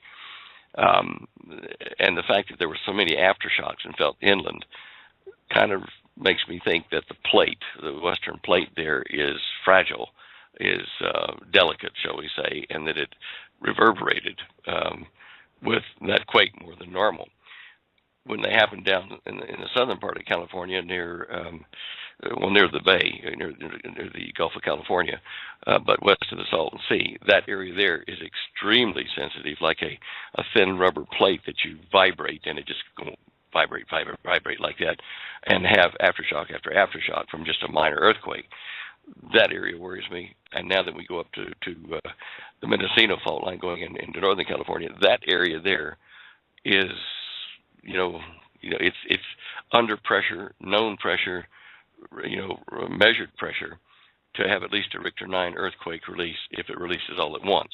It's overdue, and it's almost locked. The Pacific plate diving underneath the Cascadia Range there is almost locked, like two pieces of rubber moving past each other. They stick together until finally the stress overcomes the friction, and pop, the top part zooms ahead. And in this case, it might zoom ahead and start making little islands in portions of California that were above water. And not only that, in the Long Valley caldera, where Mammoth is. I've been getting notices here from one of your listeners, initials BCR. Thank you for that, BCR. With the data he's been collecting off of the monitoring site there for Mammoth from back in February, and it's inflating. The caldera is inflating at a rather rapid pace compared to what it did over the last 10 years. According to what he's seen here, in a 5-day period, the whole caldera inflated 30 inches in the center there, which is interesting. I mean, it's not Yellowstone, but it's certainly telling us that in California there are a lot of seismic events in progress. Let's see, now that was California. Okay, and over in the eastern states, Ohio, in that area there, I don't know what to make of that. That seems to be an anomalous spot for it, but hey, it's close enough to the New Madrid that I pay attention to it. Was there a third place that he asked about? I forget. No, that was all. It is time to be paying attention to the earthquakes on the West Coast, particularly. There's something going on there. We had a caller, a guest / caller on earlier, talking about Tamu Massif, the volcano in the Pacific, volcano in the world's largest volcano. Any activity, any concerns about that? While we're speaking about the stuff going on, on the West Coast, any thoughts? I haven't looked at that in the last week or so, because of over the last 20 years, is that about right? Yeah, the last 20 years, there have been some significant rises in the sea floor in various areas from New Guinea around into toward the Marianas Trench.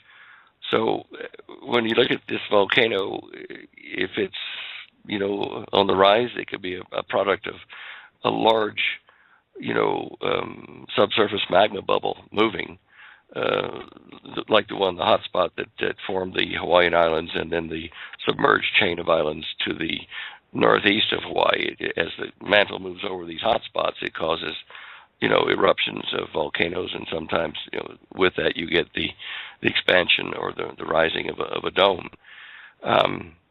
There are just so many things taking place at once here that all I can say is that we're headed for an interesting next couple of years. Well, I would say. Go ahead. On that thing, there's a lot of discussion going around now about the 4 blood moons. Are you familiar with that? Very much so, yes, Dan. Okay. Yep. One thing I wanted to put into that discussion, the 4 blood moons certainly are, symbolic of things happening to Israel on God's timetable, and so is the Tisha B'Av, the 9th of Av, for bad things happening to Israel, and there are very good arguments there. But one thing I want people to remember is that when you relate that to the moon turning to blood in the book of the Revelation to John, is this. In that same part about the moon turning to blood, is the earth will become as sackcloth of hair. It'll go darkish. At the same time, not give up its light so much, and the moon will turn to blood. Now, it's talking about a solar event, whether it be a cloud passing between us and the sun, or whether it be the sun actually emitting low-temperature debris around it in a shell, which temporarily lets the infrared light through, but not the ultraviolet, which would mean that we would get a red hue, a very deep red hue, to the moon. And all countries, not just Israel, but as the globe turned, as the earth turned, all countries would be able to see that blood moon, not the way it is with a blood moon sign when the earth is between the sun and the moon, because that's only visible at certain parts of the planet, and then it passes. That's only like a signpost, and that's not the event talked about there. Connected to the sun. The sun is going to be one of the major factors that the good Lord uses to punish an earth that has gone, the way of chaos with Satan.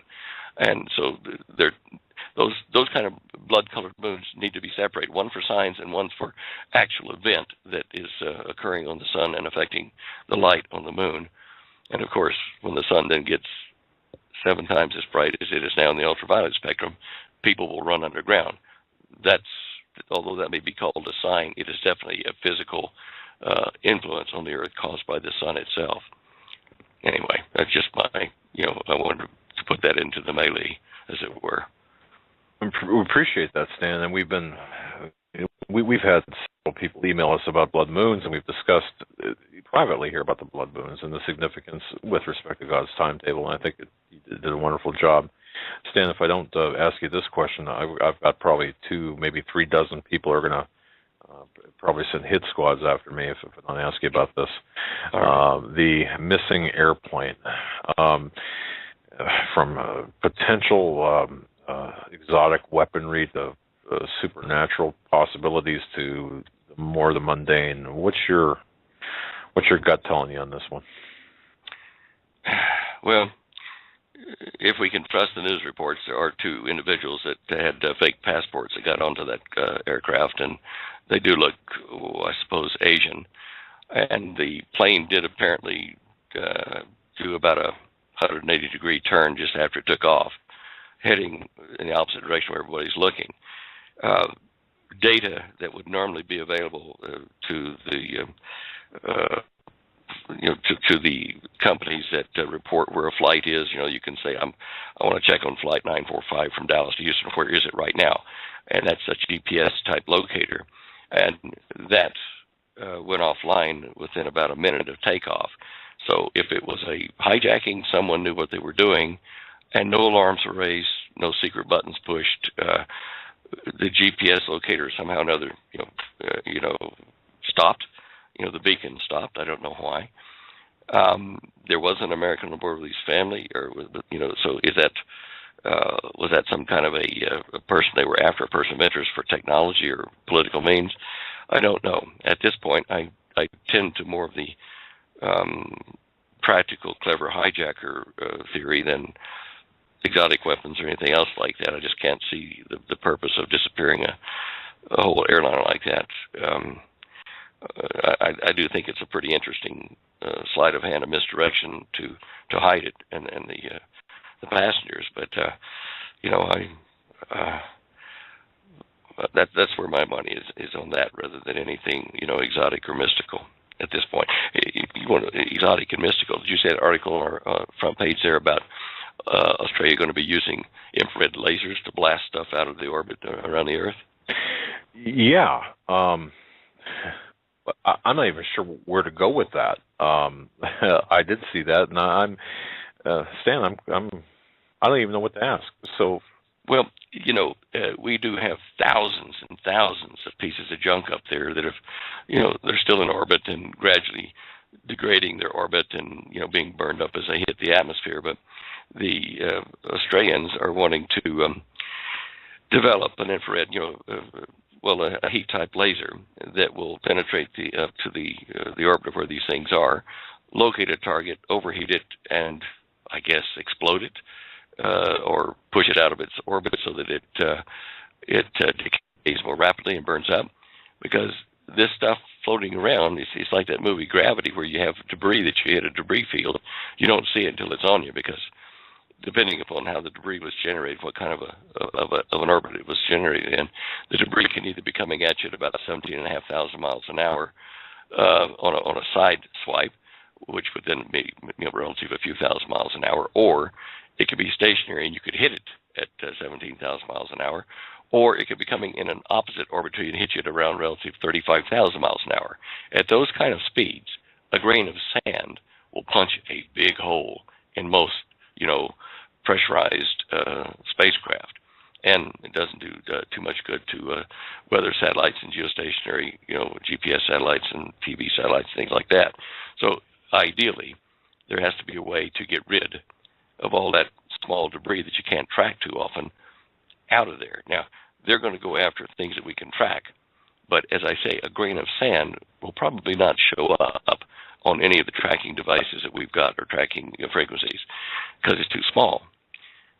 There have been suggestions made to pick an orbit that will not interfere with any of the other, orbits above it or below it, and release some kind of a cloud of something or other to collide with a lot of small particles, and like a net, cause them to coalesce and to, crash and get out of the way. It is a growing problem that,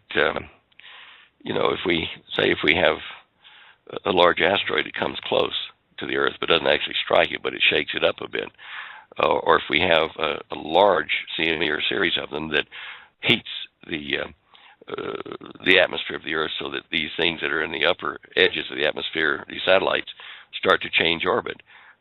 They could take out a lot of our communications and, maybe the space station itself, just because of normal ambient conditions changing. So it's time to get rid of the trash. And what the Australians are suggesting, we'll get rid of a good portion of it if they can lock on to the target long enough to heat it. And one of the problems with lasers, when you start playing in the upper atmosphere, is that they're deflected by the magnetic field and changes in it. And so it'll be like not a straight shot. It'll deviate a bit depending on the magnetic field. This has been known since the mid-'70s when tests were done. I applaud the effort, but it's going to need more than that to fix the problem that is growing daily. Yeah. I was just envisioning those lasers. To me, those are exotic weapons in the way that they're being used, perhaps more than the actual lasers themselves. I'm not even good at asking the questions because I don't really understand the venue or understand the larger. Did you guys see the drones that could taser people from the sky? Yeah. Again, Stan. Here's a technology that, well, I understand tasers and I understand drones, but what I don't understand is being able to use a drone to send or taser someone from a distance, a significant distance. Yet we have that. Did they say that what the distance was? I forget that. I do not remember. Well, to me, anything outside of normal eyesight range is significant when you're talking about a taser. But I suppose the same technology that would, I guess the same technology would apply. Are they taser by wire? Or are they taser by charged particle? That's the difference. No, I think the latter, Stan, according to what I read. Joe, I'm not sure. They call it Cupid, the Chaotic Unmanned Personal Intercepting Drone. Right, but I think it's a particle laser or particle taser as opposed to, it doesn't have a tether attached to it. Let me see. I got this ad playing here in this article. Let's see how far away. It says the project is over-engineered. They did a demonstration, and it looked like the demonstration was done from a short range. Yeah, I'm not seeing a distance here, but it is called the Cupid system.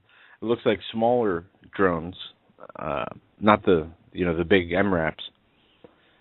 So maybe it would be something close, much closer than we would think. I would think that would be the safest way, the most reliable way, would be to have, the two-pin strike with the wires connected to the capacitor up in the drone. Otherwise, the charge that they could impart to a target like that just in the air would run the risk of shorting out itself as it travels to the target. So, it's not impossible, but let's say that it's... Actually, I understand that, Stan. You made that. That's interesting that you said that, because I would look at it like a kind of a short circuit. The way it. Yeah. Well, okay, I get that. All right, and if I get that, folks, I'm sure y'all can. Well, I'm not saying there aren't ways to do that. It's like the. And yeah, looking at the video, it is the two electrical cords. Oh, okay.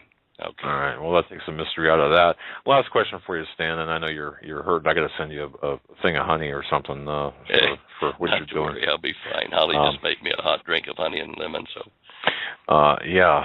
Well, I'll tell you, it just hurts me to listen to you. Larry from California asks if we could work with in, and we don't have to go too deep on this because I get what he's asking here. Any thoughts?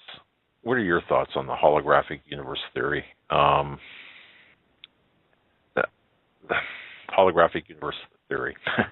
I'll end it there. Like, is he meaning that we're in a holodeck of some sort, like Star Trek talk, or? You know, he doesn't. Larry, I apologize. You don't really get into it. It's I don't want to presume what he means, but if you know, the holographic it just universe says holographic universe theory. Well, let's try to figure out what he's saying there by saying this. If he's talking about the universe we live in being like a virtual environment and not the real world where God and the other beings he has in his chain of command live in a parallel universe, then yes, what we have here is not reality. The Bible speaks of reality being in where God dwells, and it's like a parallel universe. As far as us being truly holographic, like light projections in 3D, that doesn't incorporate things like mass and gravity and things like that in that kind of a definition. In fact, the Star Trek holodeck is not really correct in the way they describe it, because it actually has mass. The light photons are coalescent into mass, which behave as normal mass. And when you get to that point, it's really mass. It's not just a light beam, or a series of them projecting images or creating 3D images. So I don't think that we're that kind of a universe, but I do think that we're a virtual courtroom in the terms of digital virtual. You see what I'm saying? Yes, yes. I think that's what he might be saying. Okay, because I just took a second here to just plug it into the search engine, and the Daily Mail, or the Mail Online, last year, 2 years ago actually, had this, a year and a half ago, had, "Are we living in a hologram? Physicists believe our universe could just be a projection of another cosmos." And it gets into the holographic principle, claiming that gravity comes from thin vibrating strings. Here we go with the string theory of the universe. And I think you like your universe loopy, right? Or are you a string theory guy? Because I think I asked you this before. Yeah, I'm not strictly a string theory guy, but then I'm not the be-all, end-all of the mathematical approximations they make. I tend to come up on the side of concentric universes, and concentric around masses, around atoms, around planets, around stars. And there are levels of other universes built upon these centers, these points. And so rather than string, I'm concentric shell type theory, which was more in line with what Einstein originally proposed.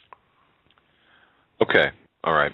And I'm going to sneak in one last question, because this is my question now. I had the occasion to speak with a physician today, somebody I had met, and we were talking about a different matter, and I looked at him, and this is a physician who has seen death upon death upon death upon death. Actually, his my doctor and him, they're friends, and I'm friends with my doctor. But bottom line is that we had a kind of a discussion, and I looked at him and I asked him. I said, "You've seen so much in your 30 years of practice."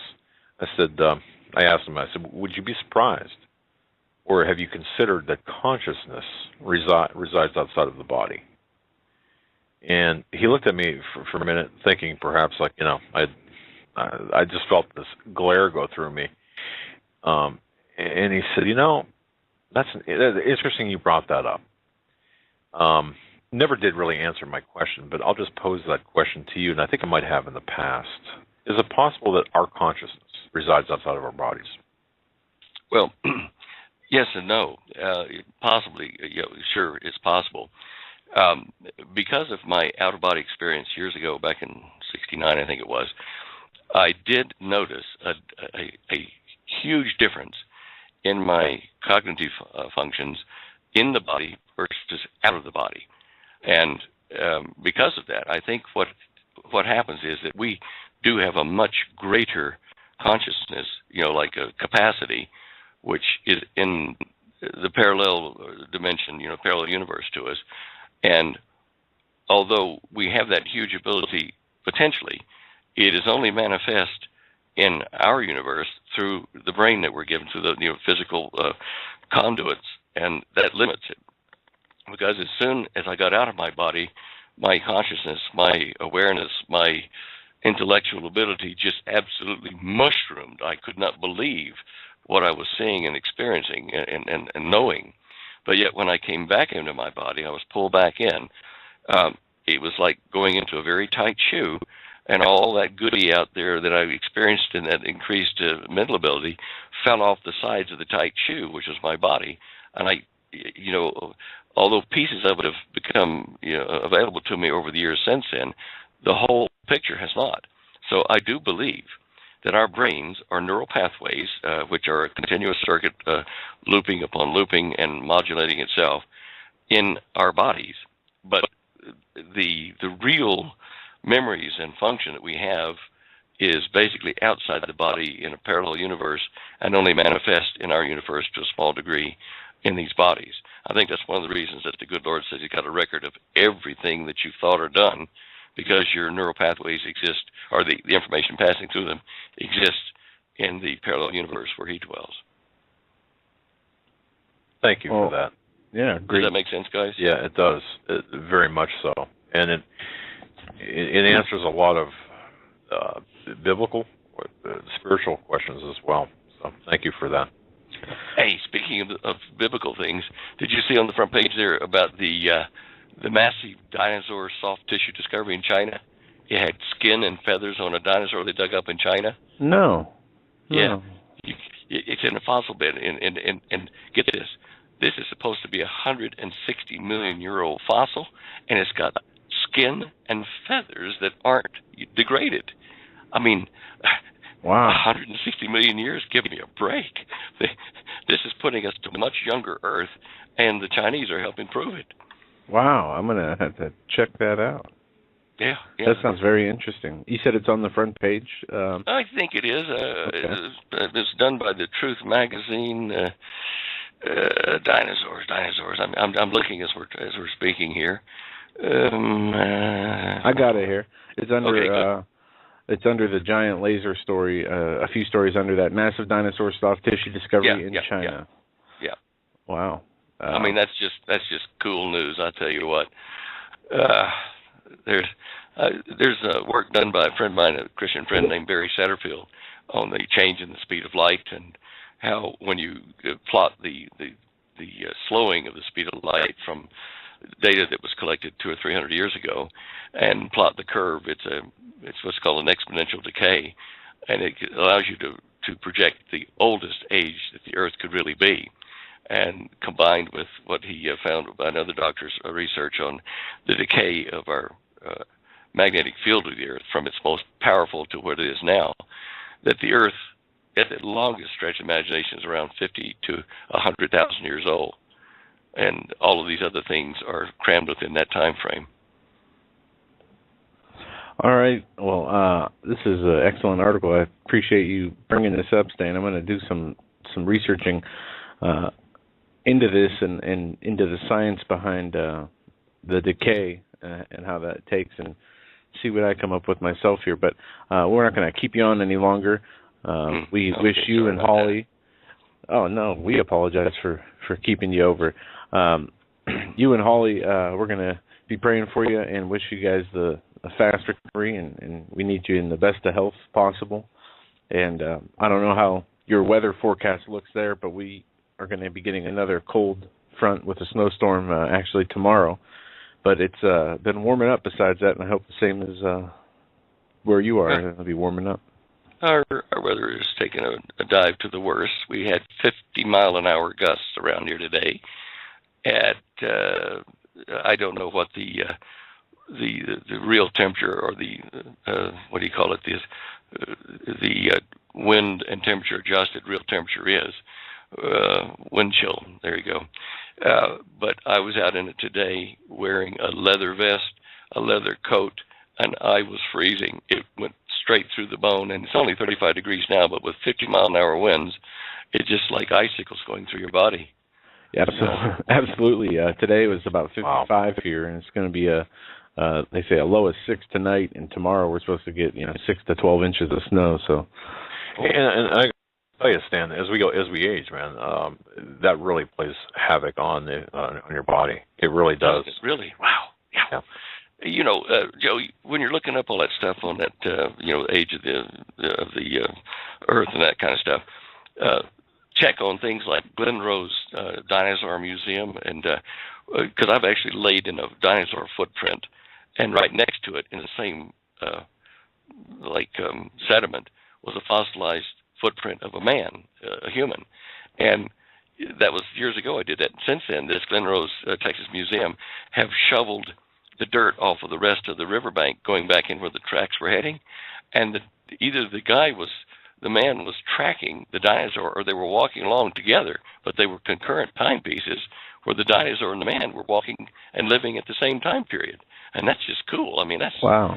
And that wasn't very deep in the ground. Anyway, you might interesting. find that an interesting topic to explore. Well, I appreciate that. Yeah. Okay. I better get on and wind up here, too.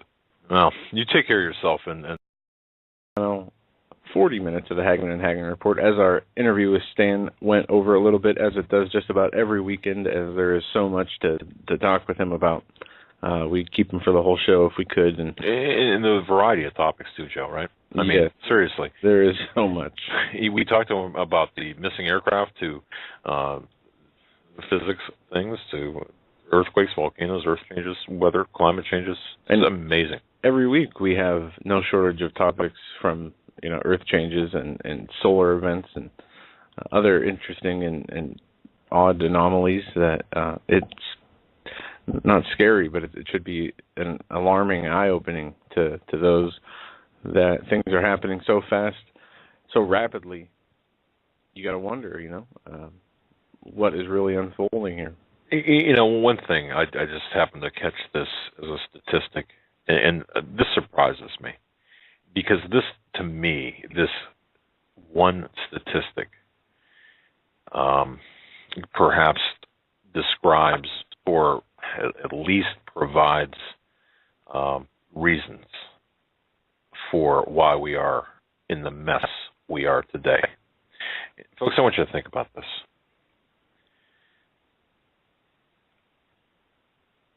I'm going to pose this in the form of a question, and those in chat can put the number in as a guess. How's that? And those listening to this live, you can play this out in your head. But there was a recent survey taken. Let me see how to ask this question here. Okay, there was a recent survey taken, and just fill in the blank here. Only blank % of all Americans can tell you in what year the 9/11 attacks happened. Okay, I'll repeat that. Only blank % of all Americans can tell you in what year the 9/11 attacks happened. 15%. Let me just see here. And that's not generous at all. That's well, I made that low, very low on purpose. Okay. I don't see any accurate. I see a 5 and a 10. You guessed 15%, 20% no. Okay. Here's the bottom line. I'll tell you in about. Let's see. It's not 60. It's lower than 60. Okay. And I'm going to. Is it lower than answer. 50? Yes. Wow, I will get in 5. I'll give you the answer. 5, 4, 3, 2, 1. Okay, 30%. 30%. Now think about that. Only 30% of Americans, or 30% of Americans. I'm sorry, 30. I want to be very accurate when I say this. Only 30% of all Americans can tell you in what year the 9/11 attacks happened. So that means 70% don't know what year 9/11 took place. Think about that, folks. Okay. Hitting a few pieces of news here before we can take calls. This is from SHTFplan.com. Homeland Security pre-staging a domestic military force. By the way, Joe, that you abbreviated that. Yes. The you know what hit the fan Yes. Land.com. Okay. During the Iraq and Afghanistan wars, the U.S. Army built up 28,000 MRAPs. Now the U.S. Army has announced it is giving 13,000 of them away for free. Well, who will be receiving these trucks? Homeland Security and U.S. local law enforcement.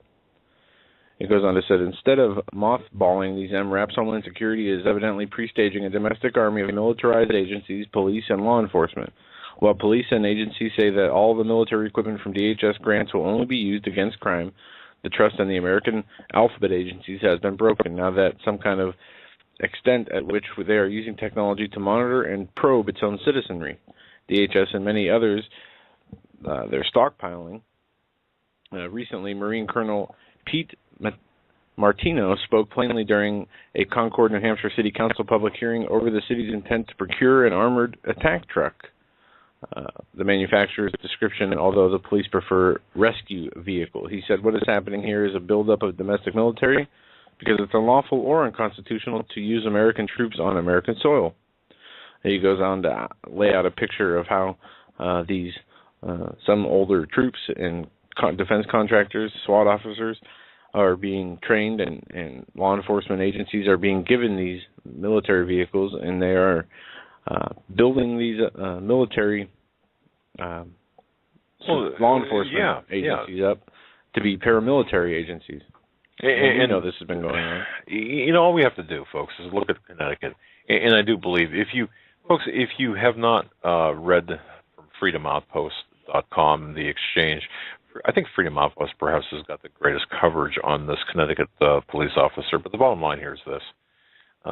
If you look at what's going on here, there's an admission with this Connecticut police officer. You could tell that he was speaking from a position of knowledge, I suspect. That's probably the best word, a position of knowledge. The ultimate objective here is to confiscate, not just register, but confiscate weapons. So, and magazines and anything that the state wishes to declare contraband.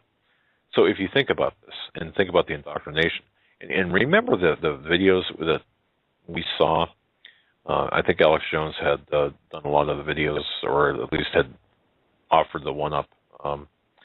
This was, I think, in June of 2001 when it was actually captured, where you had law enforcement training saying, well, the founding fathers were terrorists, or the nation's first terrorists. You've got this mindset that is growing, and you've got the divide that's deepening. We don't have to tell you this. So these MRAPs, the weapons, they're going to be used, of course, against us, the citizenry.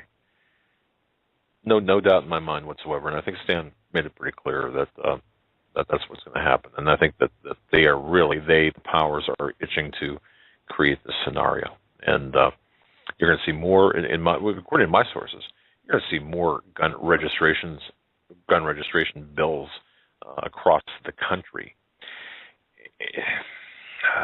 Boy, I'll tell you, this is not a good place to be. By the way, and I think you mentioned this yesterday, the police officer in question who made that comment, Joseph Peterson, was on workers' compensation, back on workers' compensation, or that has been extended. So, you know, folks, all we can do is prepare. And the only thing I would say with regard to this and the MRAP story that you mentioned, Joe, and there's really nothing legitimate. There's no legitimate reason that I can see for a municipal or a local law enforcement agency to have these types of vehicles, the military-style vehicles, because who are they going to use these against? They're going to use them against the people. But at whose behest, at whose requirement, who's going to give the orders to do so?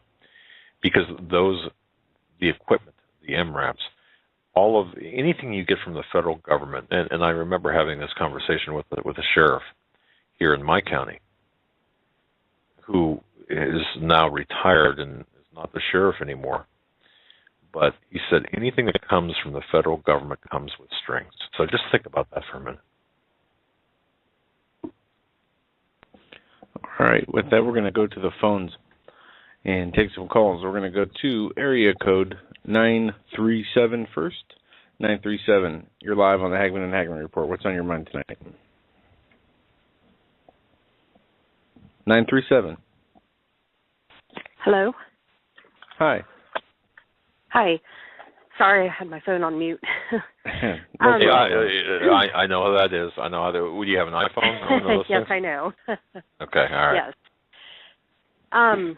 My name is Tricia. I live in south of Dayton, Ohio. I've emailed you a few times about things. Earlier I emailed you about Michael. Yes.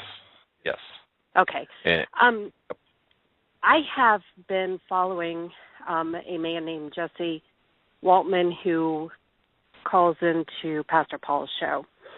And he started his own blog talk. And Michael has called into his show several times between December and January and has been talking about many things. That's why I sent you the email to ask him. Yeah, about the NASA. That's part of the things he's been talking about. Yeah. Right. Okay. Yeah, and I apologize. I got your email after. That's okay. There's a lot going on. This is a very busy time. It's just that he talks about things that we don't, normal people don't know about because they don't disclose it. So that, it's very interesting information. So, but he has spoken about the last half of the year, some stuff coming in that NASA was watching. And, that kind of, when I heard that person call into John Moore's show and talk about that, and that he saw documentation of it, that was a big wow moment. So. Does it seem like there's this confluence of information when it comes to things like this, including what you're referring to? The things coming in, the objects from the sky. In other words, meteors and meteorites when they strike. Mm-hmm. It seems like we're getting more and more information. It seems right. like this is happening. According to Michael, they've been watching things for years, and now they know that these things are coming. And not that it's so much coming as maybe the way the rotation is, and the whole thing with the universe. That it just is that point in time where we'll be colliding, so to speak, with, not necessarily to say we'll be colliding with all this stuff. I just mean the way the rotation is and the debris that's out in space, if that makes sense. Yeah, it does. But let me ask you a question. Do you think, and this is for really all the audience, do you think that our government, for example, look what they've done. They've built a continuity of government center way underground. They've got these underground bases underground. Mm-hmm. It's not conspiracy. It's fact. So that's said. Right. Do you think that they're expecting some sort of horrific event with? Okay. All right. I do. And Michael has said that he expects things to happen based upon when some of this stuff comes, that will be their trigger moment. So if that wow, what a trigger all. moment. Yeah, it does. Yes, because it will bring everything into chaos, that he says, and it will trigger if they have and their plans. And Michael, when he, had spoke about it, it was the last half of the year.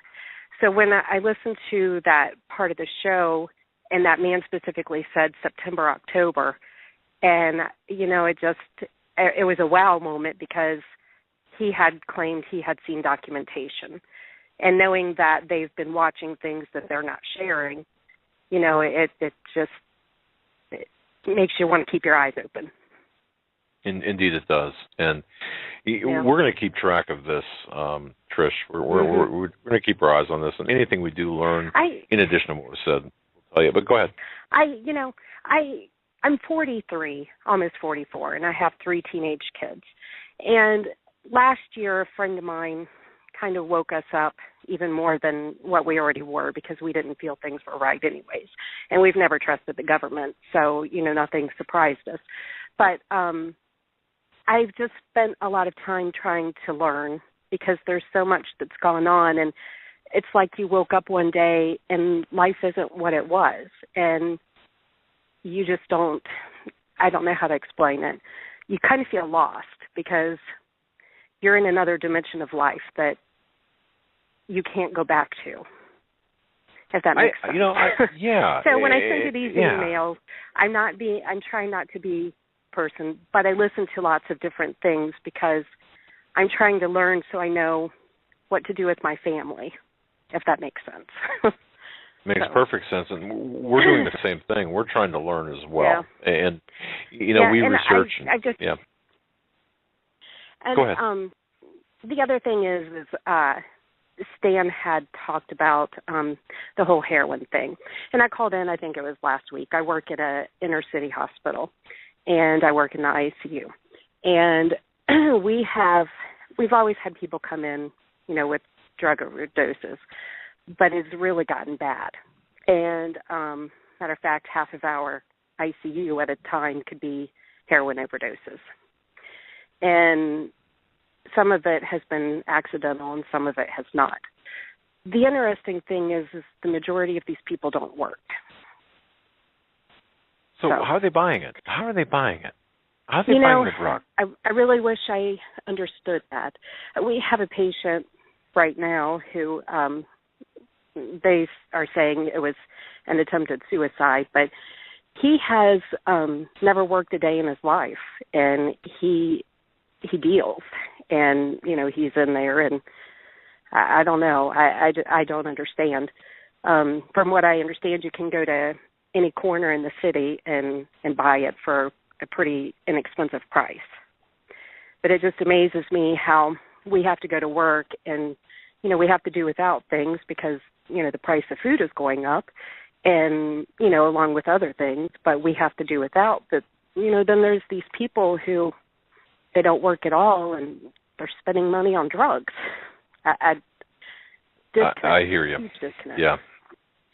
Yeah. I think we are into some interesting territory. I had some magazines, Newsweek type magazines. I don't recall if it was the News and World Report from back in the late 1960s talking about the heroin, opium, marijuana, even problems back then. Mm-hmm. And it's interesting because I do believe, Trish and ladies and gentlemen listening, I believe that our government, for better or for worse, for whatever reason, is involved in the drug trade industry. I mean, it's been proven, I totally do as well. And I think it's done intentional because you have people who aren't paying attention. They're not paying attention because they're under the influence of drugs and, they are no longer a part of society that would stand in their way for anything that they would have planned. It's, to me, it's a control mechanism. And, since you're seeing it in anywhere from teenage kids all the way up to people in their 60s and 70s, there is no set age. It's a huge span. I'm just trying to wrap my head around this. We'll say a 70-year-old man with a syringe sticking out of his arm. Really? We have people in their 60s and 70s that still do. Yep. My word. Okay. Yep. And wow. Yeah, it's a huge problem, and it's increased. It didn't used to be the heroin, but now that is the drug of choice. But I can't imagine. It's a huge problem. Trish, I mean, I can't imagine, and folks, sticking a needle in your vein every day. I can't either. I hate starting IVs on people, let alone for somebody to do it for fun. I mean, it's no fun. My word, I'll tell you. Yeah. Wow. Well, thank you for the information. Thing, I didn't know that Stan's wife had started, the news on the page again, so I'd gone to it while, your show was going on. And there was an article on there about a man in Ohio, about the 14-year-old girl. And, it just amazes me that the media, I know we talk about this all the time, but when that girl was missing with this man, it was on the news all day until they were found. And not once did they ever mention anything about the things that were on his website. And the mother and the daughter were friends with the family because he's married and has a daughter the same age. And not once did they ever say anything about him and what he had going on. What was going on?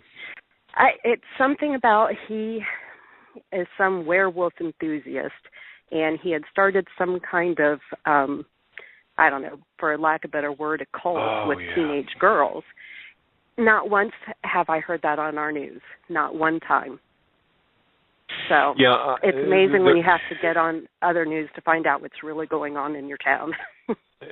That's true, and yes, and in fact, Russ Dizdar is a leader in talking about this guy. This actually is a bigger problem, and you'd think that this is really out there, but this is a huge problem. These cult-like groups. Yeah. Oh, man, I'll tell you. Yep. Wow. The whole social media has really taken us to a whole new place. Indeed, it has. Well, Trish, thank you very much. Not for keep the better. learning. No, not at all. I'm trying. Yeah, and we're going to be right there with you, learning as well. God bless you. Thank you so much for your emails. Well, thank you very much for all you do, and all right, God bless you. Take care. Thank you. God bless you too. All right, we're going to move on here to another call. We're going to go to area code 509. 509, you're up next, and you're live on the Hagman and Hagman Report. Good evening, gentlemen. How's it going? Stand on this? Oh, pretty darn good. You know, I woke up alive this morning, and that's a good start. That's the way to look at it. Well, hey, that's about the only way to do it. Listening to Stan, again, it's like sitting down at the kitchen table with your favorite uncle. Isn't it great? I mean, he is a fabulous interview. Wow.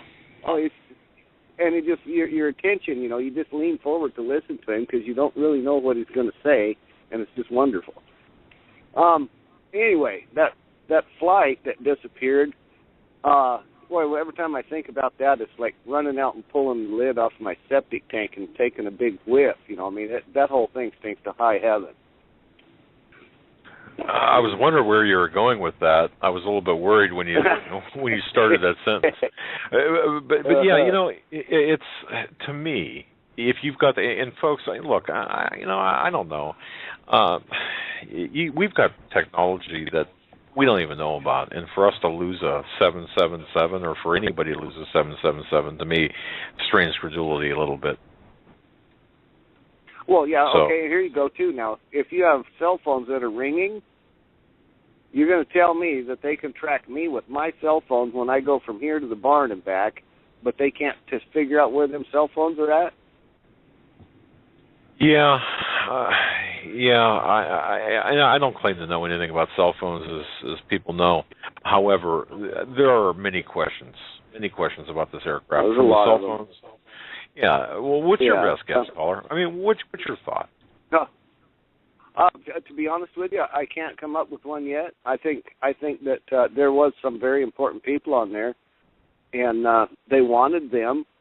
And I mean, who knows? At this point in time, who knows? I need more information. I'm running an information shortage on it.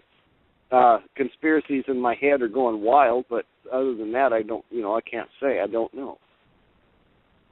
Yeah, and that's one of the reasons, caller, we have not really gotten into or written about or really put a lot of time into the aircraft, because until we really know more, it's all speculation. It really is. Yeah. Well, I got a thought for you here. I wrote it down so I wouldn't forget. You know, everybody likes to have their little bumper stickers. I support the troops.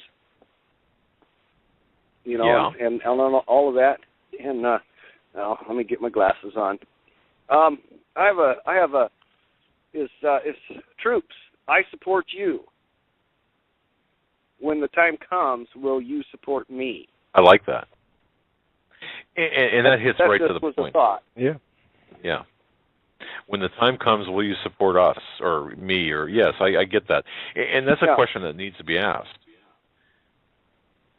Yeah, it has to be asked because You know, I mean, I love our boys and girls. I may not agree with what they're being made to do, but that doesn't make me have any dislike for them. I just wish they didn't have to do what they were doing. Well, you know, I got an email during I got an email during the show from someone, and forgive me for not. I think it was maybe Brian. Brian, who said, "When the time comes, the employee of the state will do as ordered. Remember Kent State." And I remember that. You know, and the folks think about that. Yes. Wow. Yeah, you got Kent State. I mean, there's things people need to wake up. Number one, like the last lady just said, you know, she never trusted the government. Well, you can't. And right now, anybody who believes anything that comes out of the government's mouth, I don't care what level, just remember, it wasn't too long ago that they made using propaganda on the American people legal. Oh. So, yes. So for that right there, just told me, okay, I didn't believe them before. Now they just gave me the biggest reason why no one should ever trust them, period. Caller, let me ask you a question, and Joe, I'll ask you this too. I've been getting emails pretty much all day, and this kind of segues into what you're talking about, caller. Conspiracy Theories YouTube channel apparently hosts our show, but anyway, the account got terminated because of issues of sensitivity of information. Do you know anything about that, Joe? And no, caller, have you heard about I don't that? know anything about it. No, and Dad, if you can, throw that information in an email for me, and I'll look into that later on. I've been getting a lot of emails about a lot of things disappearing. I guess the reason I mentioned this, I've been getting a lot of emails about videos and other things disappearing from the internet. Well, I'm just wondering what's going on. Well, there's a lot of things. There's a lot of things disappearing off the internet right now, and here's something else for you. Sometimes, whenever I log on to your show, you know, it has an amount of time. Then either if I log on early until your show starts, and then whenever show time, according to my clock, comes on, then it sits there and waits for your show to start. Now, I have noticed whenever your show starts, I have had the clock on the timer set back sometimes as much as 4 minutes. Huh. And your show is not the only one. I've seen other shows. I've seen the clock set back anywhere between 2 and 4 minutes. Very interesting. Very interesting. Yeah, I see a lot of that stuff. But there is a lot that's just disappearing off the net. You can read. I was on one article, and I thought, oh, you know, I should have taken a picture of that. And I went back for the article, and it did no longer exist. That's caller. That's one thing that I will say, and to everybody listening, if you come across a story, or if you were actually, let's say, for example, tracking that flight of that plane live on Flight Tracker, or anything that you feel is significant, download it, capture this, do a screen capture, whatever you got to do, because you just don't know if it's going to be there tomorrow or when the next time you go to grab it. You don't know if it's going to be there 1 or 2 clicks away. I mean, I've had some stuff disappear whenever it was 2 pages. Click on it, the second page wasn't there. Hit the back button, and the page is gone. I mean, there are things they don't want out, and they're going to make sure that they're not there. They're just vaporized. And by the way, last night I loved one of your answers when it comes to the rapture. Personally, my own personal feelings is we are going to be here, okay? But if we're lucky enough to catch that first flight out, it's like you said, and I give you a thumbs up and an amen on this one, was if we are, don't we at least owe it to the ones we leave behind to have a little food there for them? And I would like to add to that a little food, and while they're fixing it, leave them some reading material. I mean, I have a case of 20 Bibles in there right now. I'll give them away, but they can either have what's left over in the case, or a whole nother case plus a couple others that I have. Give them a little reading material while they're having dinner. I'll tell you something. It's for as much as the topic of the rapture is divisive. I think it's important for us to really approach it with an intellectual understanding that I guess we don't have enough time in the program to really go there. Just to say this, I believe that the rapture is going to take place. I just don't know when. However, I don't think we're going to be a part of that first, or I don't think it's going to happen before the uglies happen, I guess is a way to say it. Yeah. Well, how does a person reject the mark of the beast if they're not here? Number one. It's a good point. It's a very good point. If you're not here, you don't have to reject it. Yes, and Pastor Langford has written a great book, Revelation 13 Revealed. It does kind of address on the periphery of the rapture, and I defer all of those questions to Pastor Langford. I think he's got the best answers, but and most well-researched. He's the most well-researched on that.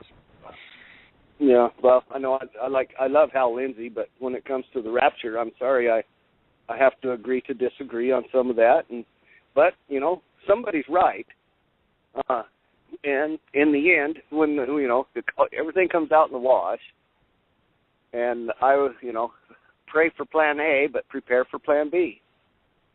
Right on, my friend. On that, guys. I'll Absolutely. I'll let you go. Love you guys. Take care. So good to hear you. Thanks, my brother. We love you too. You take care and have a great night. You too. Bye. We're going to jump on another call here. 318 area code. We're coming to you next. You're live on the Hagman and Hagman Report. We've got about 9 minutes left. Hey, how you guys doing? Doing great. Hey, excellent. Hey, listen, so I'm an IT analyst, and I wanted to just kind of weigh in real quick on this Malaysia flight thing.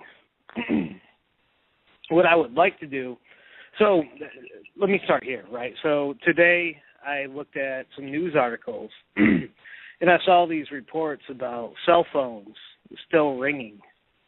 What I would like everyone to know is that that is actually normal behavior. What happens when you call someone on a cellular network is that your network is searching for their network, okay? So the phone could be offline, but it's going to look for it. And so for that time it takes to look for the destination cell phone, you will hear a ringing sound. And if you didn't, right, you would just have dead air. That's why the ringing sound is there. Okay, I get that. Okay. Yeah, so exactly. that's normal behavior.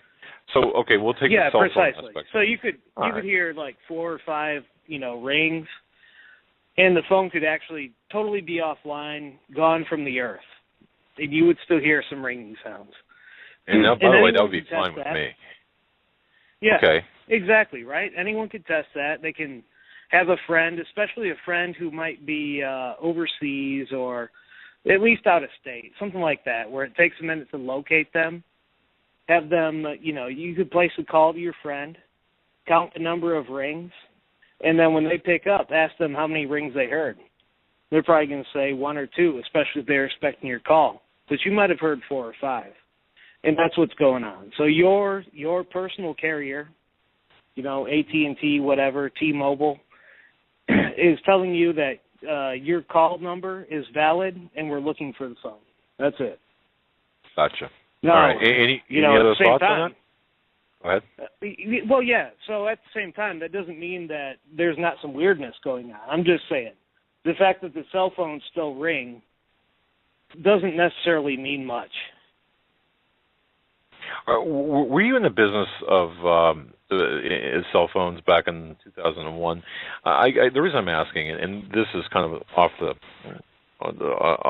topic a little bit, but the story about the cell phones, about how people were calling their families using cell phones, and I know plain phones, I understand that, but there were still some straggly reports about people using cell phones on a plane that's traveling, at incredible speed. Is that possible? Was that possible in 2001? That's absolute nonsense. Absolute nonsense. Just like if I'm, 10,000 miles away from a cell phone tower, I can't communicate with that tower. And it's the same thing if you're in the air. If you're 10,000 miles altitude, or not miles, but you get my meaning, right? If you are too far away from the cell phone tower, you cannot communicate with it. Correct. The whole story, right, about the the 9/11 planes and the cell phone calls, totally manufactured.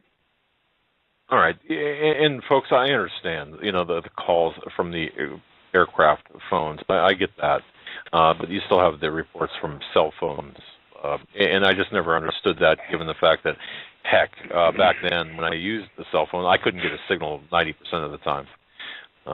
So that's just You're me. right. All right. You're right, and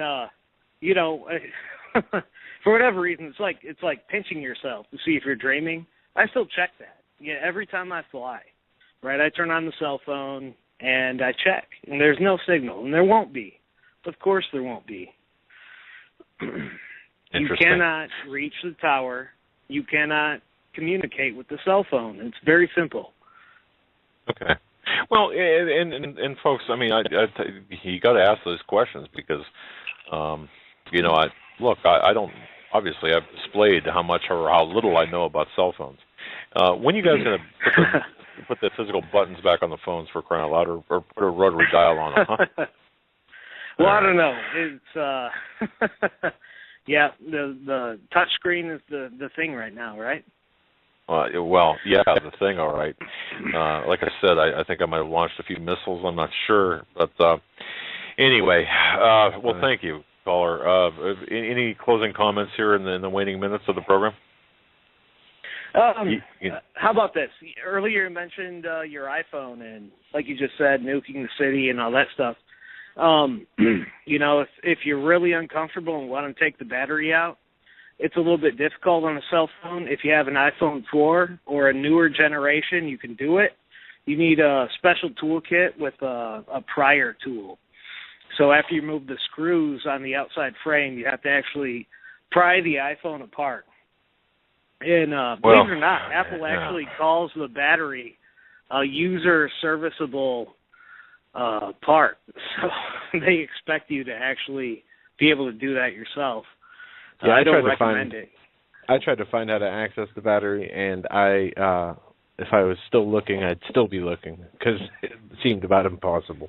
It's like there's no, how you have a remote control and it has the little arrow key with the two grip things for your finger to pull it down to change the batteries. Well, there is nothing that indicates that the iPhone even opens for a battery to be accessed. Right, exactly. Yeah, and I got to tell you, man, whatever this, what's it called, FaceTime?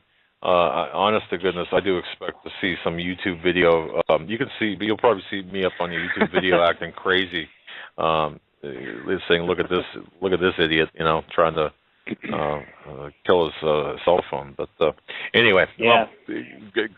Fantastic information. Thank you so much for that, for clearing that up. I want to say thank you for the call. Yeah, thank you. God bless, and call anytime. All right, buddy. Appreciate you. Thanks, man. Okay, bye. All right. Boy, I'll tell you, we had a great program tonight. Michael, the first hour, Stan, the second hour, a little bit into this hour. Yeah, fantastic callers. Go ahead. Why don't you tell us a little bit about tomorrow? You have a appointment with the Angel of Death, or the dentist, as you like to call him. Yeah. We'll be seeing you here tomorrow night. Well, yes. So I won't be as articulate, and people are laughing already, saying, "Yeah, when were you articulate before?" I've got some issues to take care of. I actually, some issues. Let's just say I've got issues, well beyond the dental issues. But I'm going to see. In fact, when I called to make the appointment, I said, "Look, so the receptionist said, should we like block out the entire morning for you?" Because they know I don't like them. I said, well, I asked too. I said, now, when are you going to get up to the 21st century and offer gas, nitrous oxide, as well as like Novocaine and any other type of sedatives you might have? And of course, she was laughing. Actually, I had a run-in with. It seems like every other. It seems like the last 6 months. My dog King, who's got a head like that of a bear, has seen fit to, I don't know, do something where he will put his head, like headbutt me on purpose in my mouth and chip a tooth. So that and an impacted tooth as well. So yeah, we'll see. We'll see tomorrow night. And I'll be a drooling mess here, which is why we don't have video yet. But beyond that, we'll see. All right. Thanks for mentioning that, by the way. Thanks. I'm just exposing everything today. I just wanted to let listeners out there know that you might not be 100% or even really be around tomorrow, depending on how things go. So I'll be here, and I'm. You think you're going to come on air if you're just sitting here drooling and spitting out blood? You got another thing coming. I hopefully that won't get to that point, but folks, thank you for spending your time with us, and hopefully we've given you more. We've left you with more than you came with, and if that's the case, God bless. I mean, that's great. And join us tomorrow night. Keep watching for that Malaysia flight just to pop up somewhere. Just never know. That's true. Until tomorrow, God bless. Stay safe. We'll see you back here at 8 p.m. Eastern Time, possibly with a guest. Maybe not. Either way, we'll see you tomorrow. It'll pop up again after certain things are done. So it's almost like a stall event, because if sensitive devices were on that aircraft, they're going to make sure it does not get into the wrong hands. Or if sensitive personnel were in there, that they'll just make sure that these people don't get into the wrong hands, and so on and so forth. Devices, though, Michael, can be diverted prior to boarding, but personnel can't, right?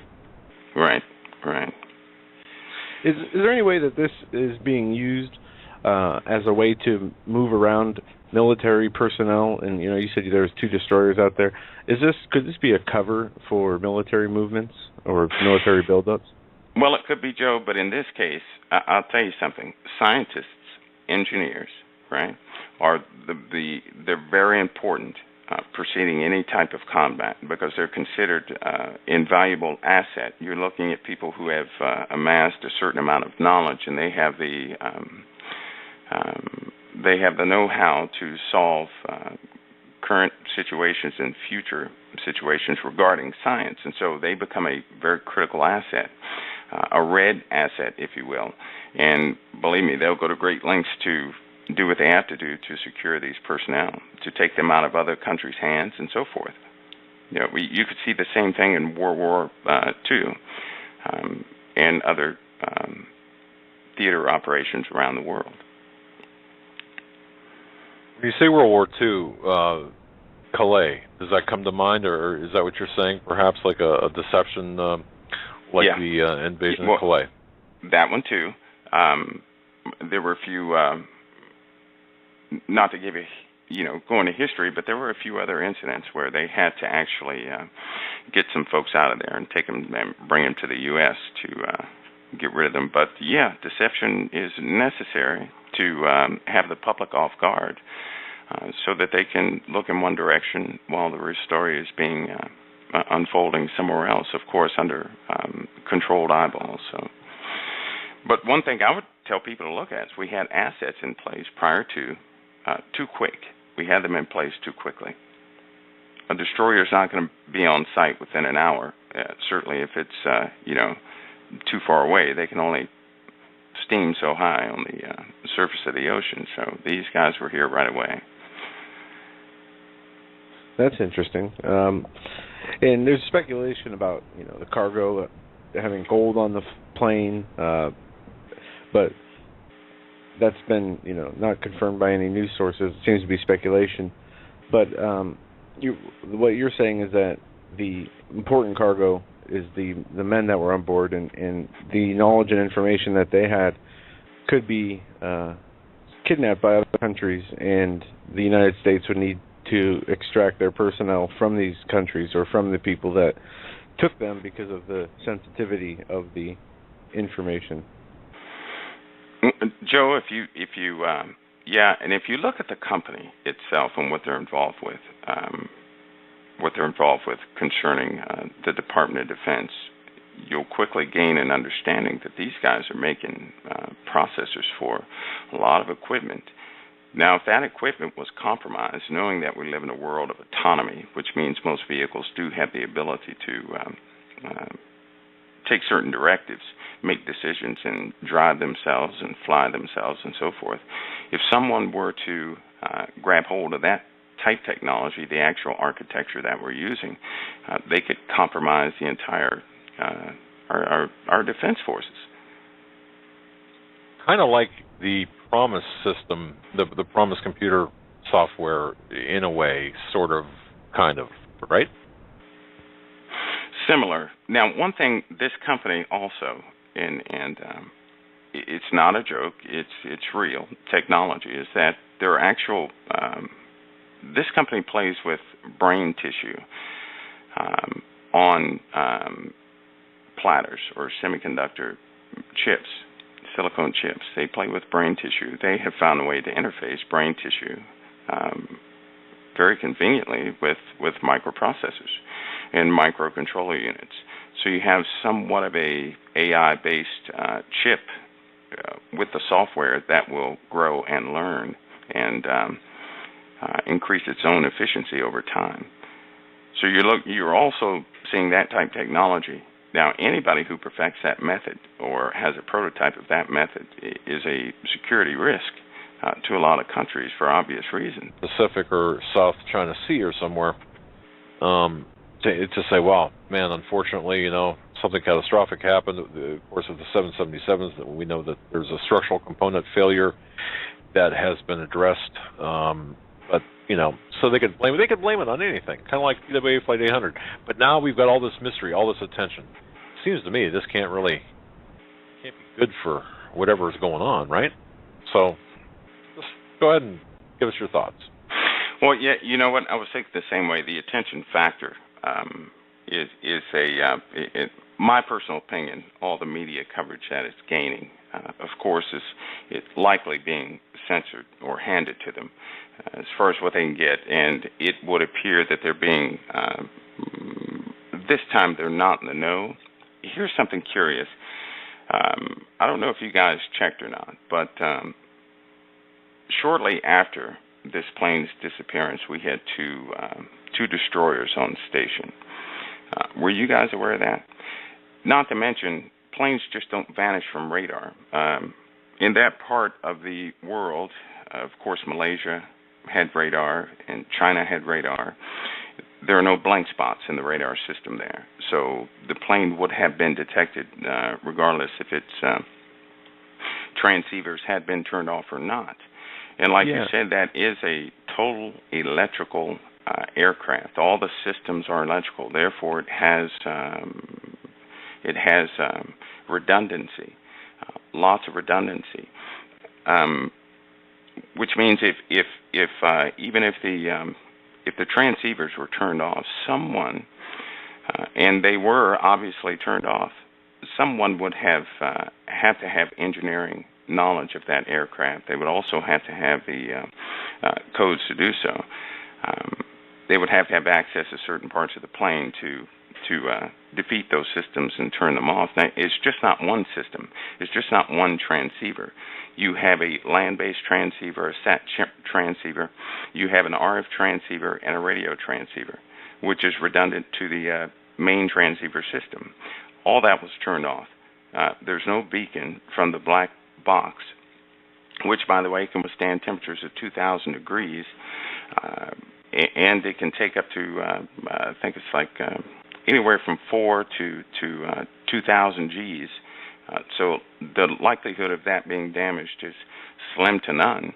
And to actually turn that off, you really have to know what you're doing again. So if it went to the bottom of the ocean, they would still detect a signal for at least 72 hours from those instruments. Then you have GPS backed up systems, which means it's continually transmitting data from one part of the aircraft to the other. If all those systems did fail, which I don't think they did, if all those systems did fail, you would still have GPS tracking ability of very specific parts of that aircraft, all of which, by the way, simply just stopped working, so they say.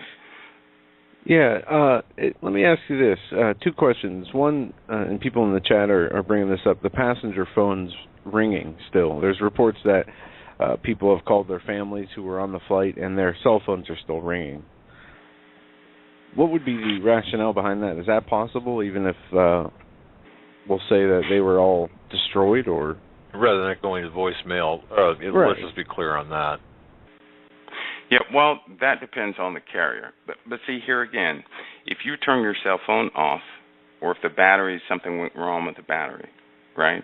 It's going to say this cell phone customer cannot be reached. The hub will interpret that as saying I cannot reach a cell phone. You actually, when you're calling a cell phone, you call a hub. The hub contacts the cell phone based upon the contact with the person you're trying to reach. If that communication can be captured or not, your phone's going to ring. If not, it's going to go to something else.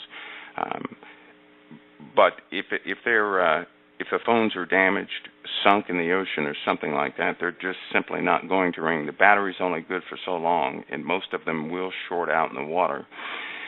Doubtful that 10 or 12 are still going to work, and it's going to still keep ringing. So now, unless someone was within the infrastructure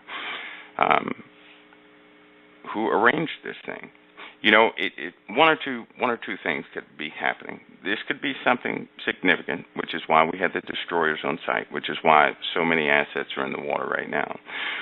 Or it could be insignificant, meaning that something common happened and they're maximizing on the attention, taking it away from Crimea, Ukraine, and Syria.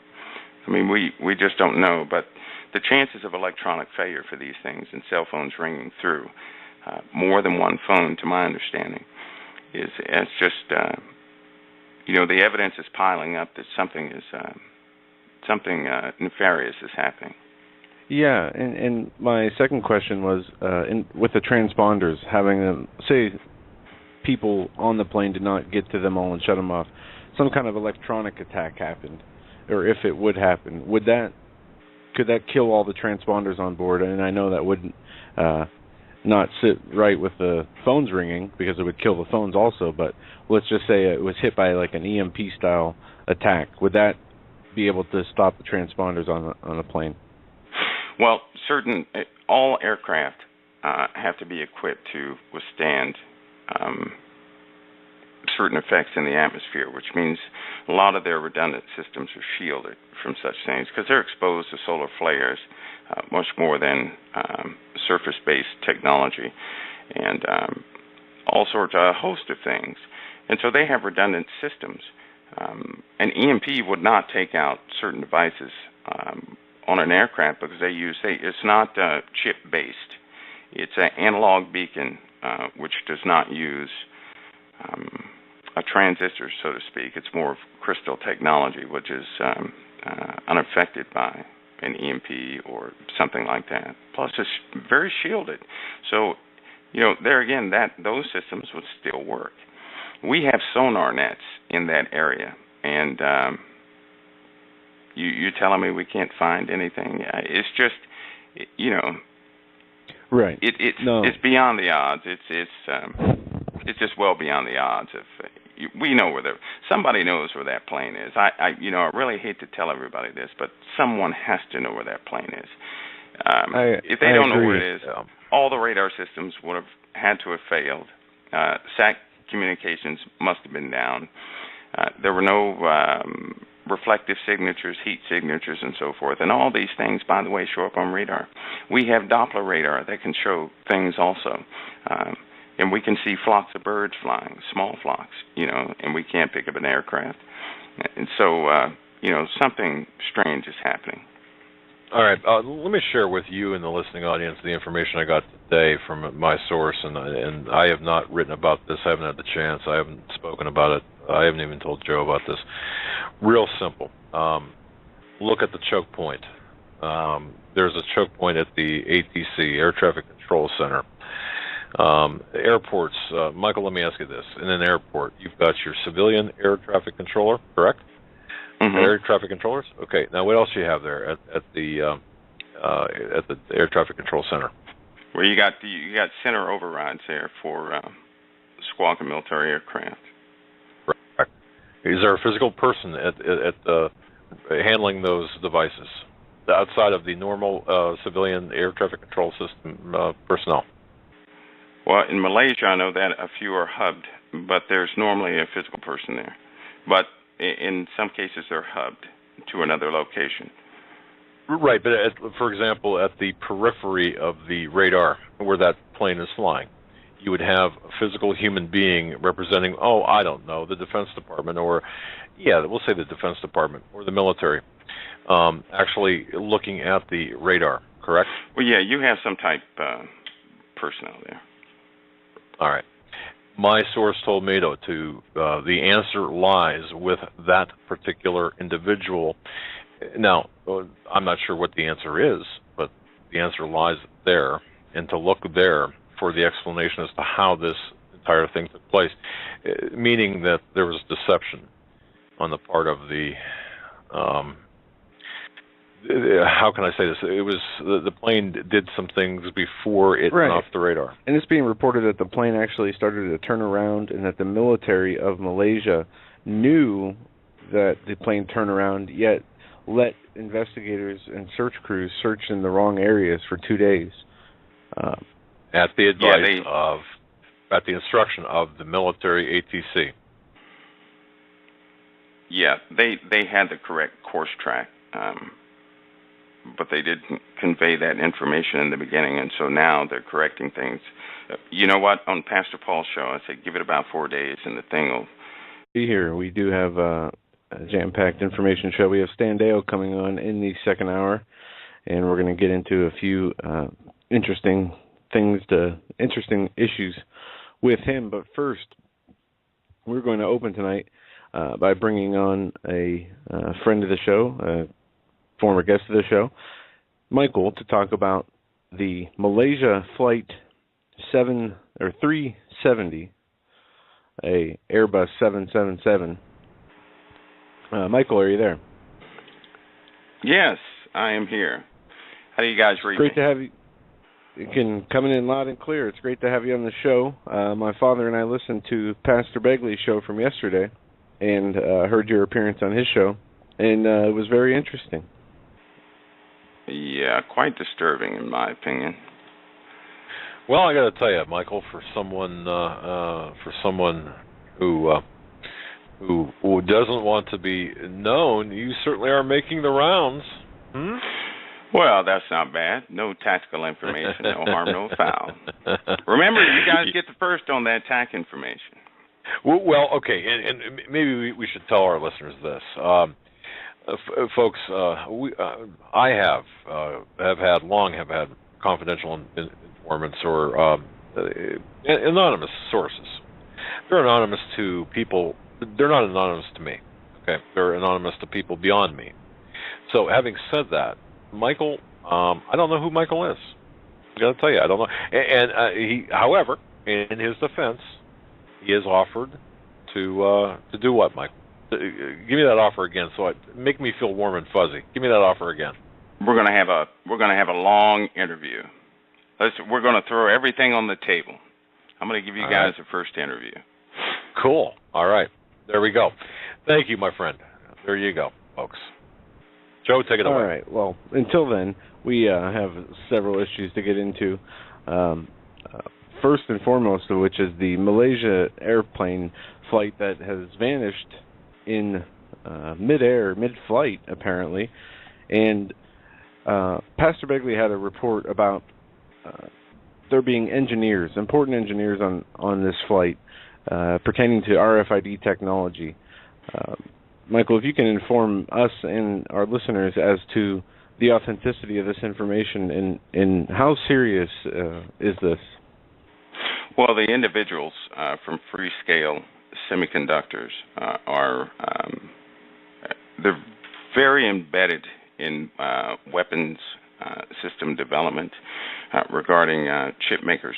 Now, this company is also a pioneer of RF radio frequency technology, but with a twist. Most people think of RF technology as the RFID and so forth. Now, these are self-powered devices, by the way, and they have placed or miniaturized these components down to a almost a nanoscale with very good operational parameters. Having said that, of course they make ICs and the RF units and so forth. The DA and AD, which is digital to analog, digital to the RF transmission devices and so forth, and then back to digital. They're also responsible for a large portion of the cell phone infrastructure in more than one country. Now, these guys, these individuals, some of these individuals were on that flight. It would have been okay, a standard deal, if, in my opinion, if these employees were not on that aircraft. All right, Michael, I'm of the viewpoint. You've got a 777. This is not like a bat or a bird. You're talking about a huge piece of machinery, not to mention with redundant systems of technology was the top of the line for airplanes. Okay, so now plus you've got what 200 and some odd people aboard with families, and you've got now the world's attention because of the method of the way this aircraft just disappeared. The world's attention, everyone's focused on this. Okay. So, now I got a couple of questions. The motive, means, and opportunity, basically, I'd like to hit on. And one would think, by the way, if they were just trying to eradicate 20 people aboard an aircraft, they would find this plane in pieces on the surface of the. This company was also involved in that type of prototyping. All right. So what you're saying is the focus is on the individuals associated with this company, and you're looking at a group of about 20 individuals. Now that's 10% of the aircraft personnel, or less than 10% of the people aboard this aircraft. You're looking at a huge aircraft. So I guess if we go back to motive, means, opportunity, and who would the likely culprit be? Because all we're doing here is speculating based on informed. There's a lot of informed speculation here, but we are speculating. What's your best guess? My best guess is that the aircraft will magically reappear in a couple more days, and said personnel will be recovered. That's my speculation. That's what I can speculate. When you say recovered, are we talking about? You know what? I think that I really do think that some will be in not so good state, but some will naturally have to be missing. I think that's a decision that, if it were a staged event to a degree, if it were, then of course they would have to gauge the public's response to the news being distributed and decide whether or not to finalize what they're going to do. And for the audience, that may seem out there, but it's a very real scenario. It happens, and they will gauge the public's response to finalize something. So it's an on-the-fly plan, although the objective is going to be met regardless. But it could be on the fly. I think that they will recover some individuals. If they don't recover anybody, from that flight, it will cause. I don't think that story will be so quiet. People are not going to buy that explanation too well. Interesting. Well, here's part two of what the information I have, and in fact, I kind of referenced this on an earlier program, Michael, where if you look back in the history, and why is this important? Out of all the news stories that are out there, why is this important? Well, if you go back to 1947 in Roswell, New Mexico, if the internet existed back then, or if, like a Roswell type event happened today, can you imagine, folks? Can you imagine what this would be like? Okay, where you would find this, no, it's a weather balloon, no, it's a spaceship, no, it's this, no, it's that. You would have this feeding frenzy. And that, to me, it was explained to me, was a conditioning process, or the beginning of a conditioning process for the pretty much great deception, or the deception that we're about to see unfold. could this be part of that conditioning process as well? Well, you just took the cap off of that bottle, didn't you? I was trying to stay away from that subject. It could be. It could be to introduce a type of natural fear or a type of awe. It could be. And of course, everybody's about to notice. You're gonna hear released stories of actual craft from the military, from the government, in the military-industrial complex, from other governments and their Department of Defense personnel that they have developed certain craft and they couldn't tell the public because of national defense and secrecy and all these other things, but that they had to do that so that they could match the technology of the threat that is likely out there. This is something everybody's going to hear. You'll hear those terms, there's likely life out there, and they're likely on their way here. And they will slowly introduce that. Did you see the footage of the alleged Ukraine UFO? No. No, I didn't. There was a metallic cigar-shaped object that has very clear video on YouTube, and I'm sure if people just search UFO in Ukraine, you'll be able to find it. And it's very, like as I said, clear, yet it's obvious that it's not any kind of technology that has been commercialized or released to the public. It's just very strange.